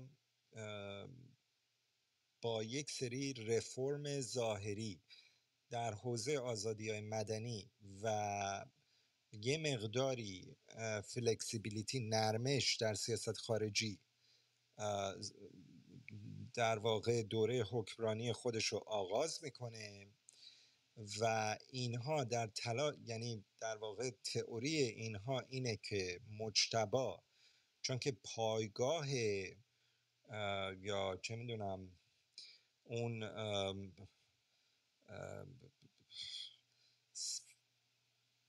لویالتی بخشای زیادی از جامعه رو نداره، بخشای زیادی از حلقه های قدرت رو نداره، ناچار میشه که به اصلاح طلبان فضای حیاتی بده. اینکه آقای خاتمی میاد میگه که اصلاح از بالا، خود اصلاحی نرم بهترین روشه، منظورش همینه. میگه این مجتبی میاد و چون که عملا در هفت آسمان هیچ ستاره نداره در بین حتی لایه های نظام به استثنای طیف پایداری، ناچار میشه که ما رو دوباره توانمندسازی بکنه و ما رو دوباره سر سفره انقلاب بنشاند. یک عده دیگری هم هستن مثل آقای عبدالرضا داوری و دیگران که اصلا در صدد تئوریزه کردن پادشاهی خاندان خامنه‌ای هستند و میگویند که ایشون فره ایزدی داره، ایزد نشان هستش و الان هم همین آقای داوری دیروز توییت زده که تمام امید مردم ایران و ایرانیان به آقا مجتبی است. جالبه بهتون عرض بکنم که امروز در اتاق خبر و دیگر هیچ در کلاب هاوس من با یه پروفایل فیکی رفته بودم و آقای عبدالرضا داوری داشت صحبت میکرد. من با پروفایل فیک نوشتم آقای داوری همون کسیه که آیت الله خامنه ای رو گفته ایشون ایزد نشان هستن، فره ایزدی دارن و ادامه دهنده سنت پادشاهی ایرانی هستن از زمان کوروش و الان هم میگه امید ایرانیان به آقا مجتبی است. پروفایل فیک منو ریموو کردن. آقای مشیری فکر میکنم اونجا مسئول اون اتاق هستن، دستت که هیچ توهینی، هیچ بی احترامی و اینا همه توییت های خود آقای داوریه. بنابراین اصلاح طلبان الان مترصد اینن، الان میگن که ما که زورمون نمیرسه. آقای خاتمی میاد میگه که من خواستار موافق با براندازی نیستم و به خود اصلاحی از بالا اعتقاد دارم. یعنی همین، دقیقا همینه محتواشون. آخر پاراگراف آقای هودشتیان هم به همین اشاره میکنه. خلاص. اتفاقا آقای منظرپور دیروزم خیلی از مثالاش بیشتر به شما اشاره میکردش. نمیدونم حالا البته یه ذره از اون موضع خودش اومده پایینا، اون شدت و حدتی که قبلا تو اتاقا داشت یه نمه همچین ولومش رو آورده پایین. این ولوم رو تو خیلی ها میبینی. من امروز داشتم آقای شعله صدیرم نگاه میکردم، روز گذشته البته. ایشون هم یه جوری پرچم سفید رو در واقع داره تکون میده که امروز دم از این میزد که بیایید کنار هم قرار بگیریم انقلاب مهساس. حالا به هر حال این زمستون تموم میشه، روسیایی برای زغال میمونه. آقای رویان گرامی درود بر شما، خیلی خوش اومدید. صحبتی دارین آقای شفایی؟ الان میتونن صحبت کنن. آقای شایان اگر که اجازه بدین آقای شفایی رو بشنویم به شما برگردیم. آقای فقط شفایی بفرمایید. یه کلمه یه جمله کوتاه میگم.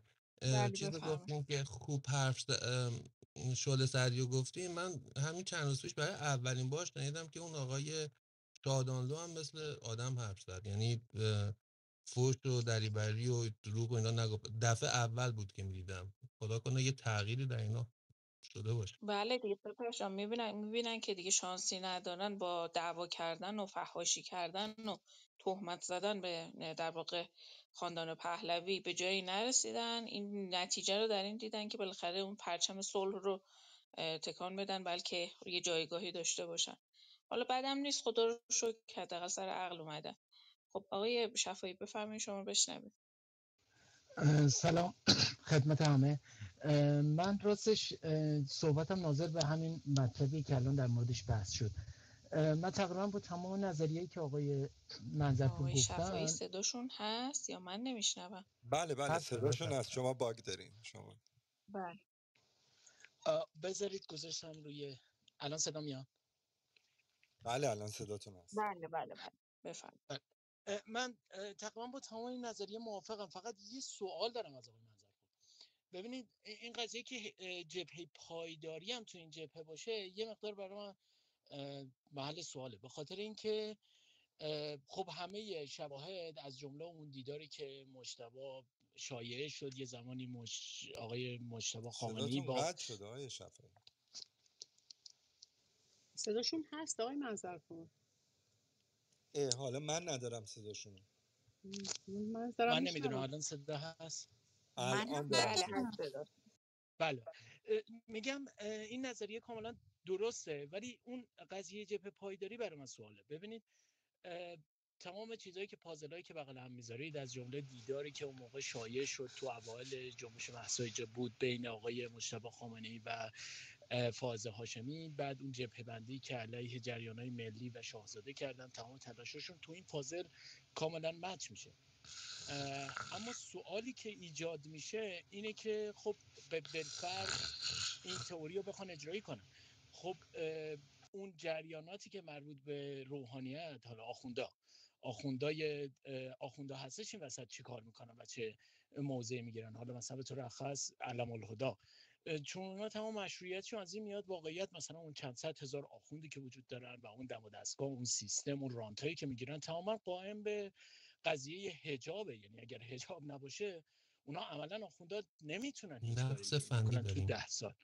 خب اینا و اون جبهه پایداری اونا چه نقشی خواهند داشت؟ اونا بی صدا وای خواهند ساد یا مثلا توی همون جریانای مثلا سمایی که پخش کردن تو مدرسه ها و اینا انتظار دارید که این کلش ها بیشتر بشه در آینده؟ خیلی متشکرم. باگ آقای شفایی داره، درسته؟ بله آره فکر کنم هندزفری شاید مشکل داشته باشه، چون آره آقای شفایی اگر هندزفری دارین لطفاً هندزفریتون رو در بیارین. ما الان مایکتون بسته، صداتون رو نداریم. الان صدامو میشنوین؟ الان هستش بله. من هندزفری رو قطع کردم کلا، نمیدونم چرا اینجوری شده. یه بار دیگه سوالو میپرسم. گفتم که کاملا این پازل رو من درک میکنم و قبول دارم، ولی اون چیزی که در مورد جریان پایداری و بالاخص مثلا آقای علم‌الهدا و اینا گفتن یه مقدار برای من جای سواله، به خاطر اینکه این پازل اگر با شواهدی که وجود داشت، شایعاتی که مطرح شد اون اوایل جنبش مهسا نگاه که کن آقای شفایی صداتون قطع میشه، ولی من میتونم به سوالتون پاسخ بدم. بفرمایید پاسخ بدم بفرمایید. گفتم که اونا ساکت میشنن یا آقای کلش افزایش پیدا شفایی. کنه. عزیزان صدای من هست سر اتاق؟ آره گفتش بله پاسخ بله بدیم صداتون قبول هست، کرد. آره گفتن پاسخ بدین، آها بفرمایید. گفتم پاسخ بده. من اصلا نشیدم. بله عجیبه. فکر کنم اتاق یه نقص فنی کرده. من نشیدم اصلا. آقای بعیدم وسط من نیست. صدای همه رو میشنوم. من نمیدونم شاید شما تحت ریپورتین، من نه خانم نمیدونم واقعا. مژگان، برای منم نمیاد صدا بعضی وقتا، اجازه بدید همینو میگم، بفرمایید آقای شاید مدیریتورها تحت ریپورتن، من نمیدونم واقعا چون صداشون این شاید. بود. اجازه بدید. بله اجازه بدید بفرمایید آقای منظر بفرمایید. نگاه کنید آقای شفایی، الان هر کدوم این ستیک هولدر های بالقوه، یعنی اصلاح طلبان، طیف در واقع سلطنت طلبان ولایی، یعنی اونایی که خواستار سلطنت مجتبی خامنه ای هستن، و طیف پایداری، هر کدومشون تلاش دارن که خودشون رو سینه چاکتر نظام و خاندان خامنه ای به تصویر بکشن. تمام ذات و اساره صحبت‌های آقای خاتمی، آقای جلایی پور پدر، آقای بهزاد نبوی این هستش که ما بیشتر از پایداری میتونیم که به دوام و بقای این سیستم کمک بکنیم. این پایداری اصلا کشور رو دچار بحران میکنه. اگر شما به ما فرصت بدید، ما سگان خدمتگزار بهتری هستیم. جریان سلطنت طلبان ولایی، یعنی آقای داوری و نمیدونم این پیش از یکی دو هفته پیش امید دانا و بعضی دیگر که در این حوزه دارن نظریه پردازی میکنن، نظریه سلطنت خاندان خامنه ای رو دارن مطرح میکنن و پروموت میکنن، اینه که بگن نه اصلاح طلبان شأنیتی دارن و نه پایداری چیا شأنیت دارن. ما که خواستار سلطنت شما هستیم، ما شأنیت داریم و شما بیاید ما رو بر بکشید.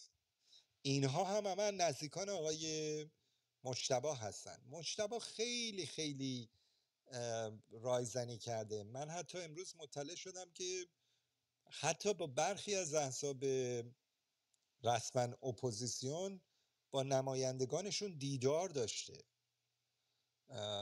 که خیلی خیلی البته نگران کننده است و به هر کسی هم وعده خودشو میده. مثلا با این دوستان که دیدار داشته، چون که اینا خیلی دیدگاه های ناسیونالیستی داشتن، مثلا گفته که آره من این اقتدار ایران که صدمه دیده در این دوره، من اینو احیا میکنم. اصلا من هدفم اینه که بحرین رو هم برگردونیم به ایران.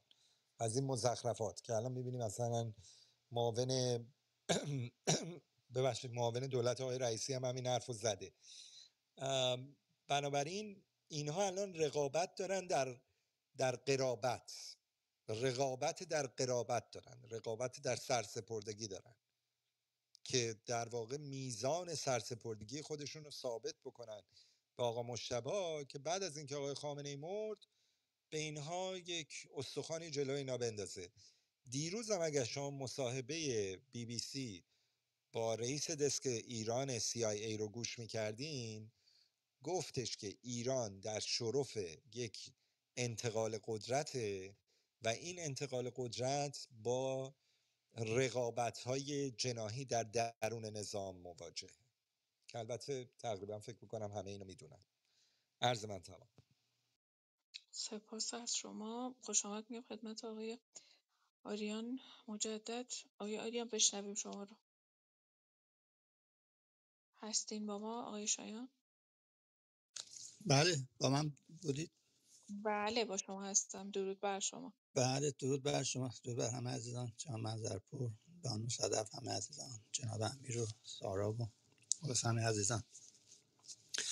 والا در رابطه با این قضیه من اینا اینجوری نمیبینم جناب منظرپور. اینا این حرفا رو میزنن، ولی من به نظرم میاد که بیشتر برای تحمیق مردمه.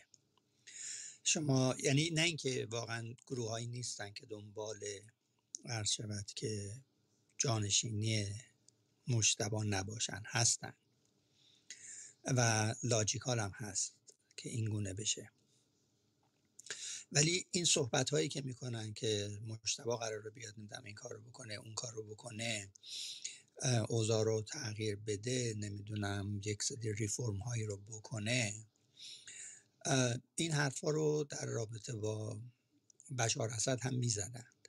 اگه یادتون باشه خیلی حتی اروپایی ها این حرفا رو میزدن که بله این جوون خارج درس خونده، تمام عمرش بیشتر اروپا بوده، عرض شود که با جهان غرب آشناست، آزادی خواه، فلان بهمان، این گونه است این گونه است. اون میاد و خیلی از کارهای پدرش رو جبران میکنه.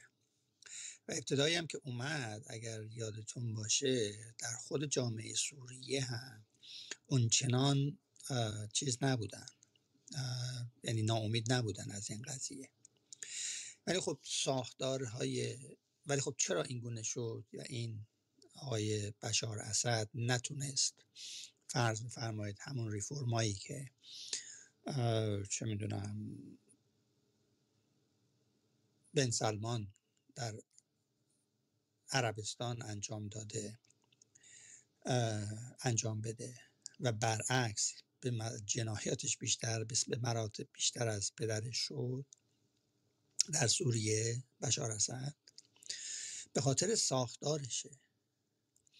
ولی اینها این حرفا رو میزنن که مردم رو آروم بکنن یا به مردم یک امید واهی بدن که اگر این شرایطش شد و تونستن اون رو، یعنی مجتبی تونست بر اون فکشن های داخلیشون تفوقی پیدا بکنه، از طرف مردم حداقل چی میگن، با این امید واهی که به مردم میدن مقاومتشون رو از بین ببرن یا حداقل مردم رو بی‌تفاوت بکنن یا حداقل امیدوار بکنن که حالا ببینیم چی میشه.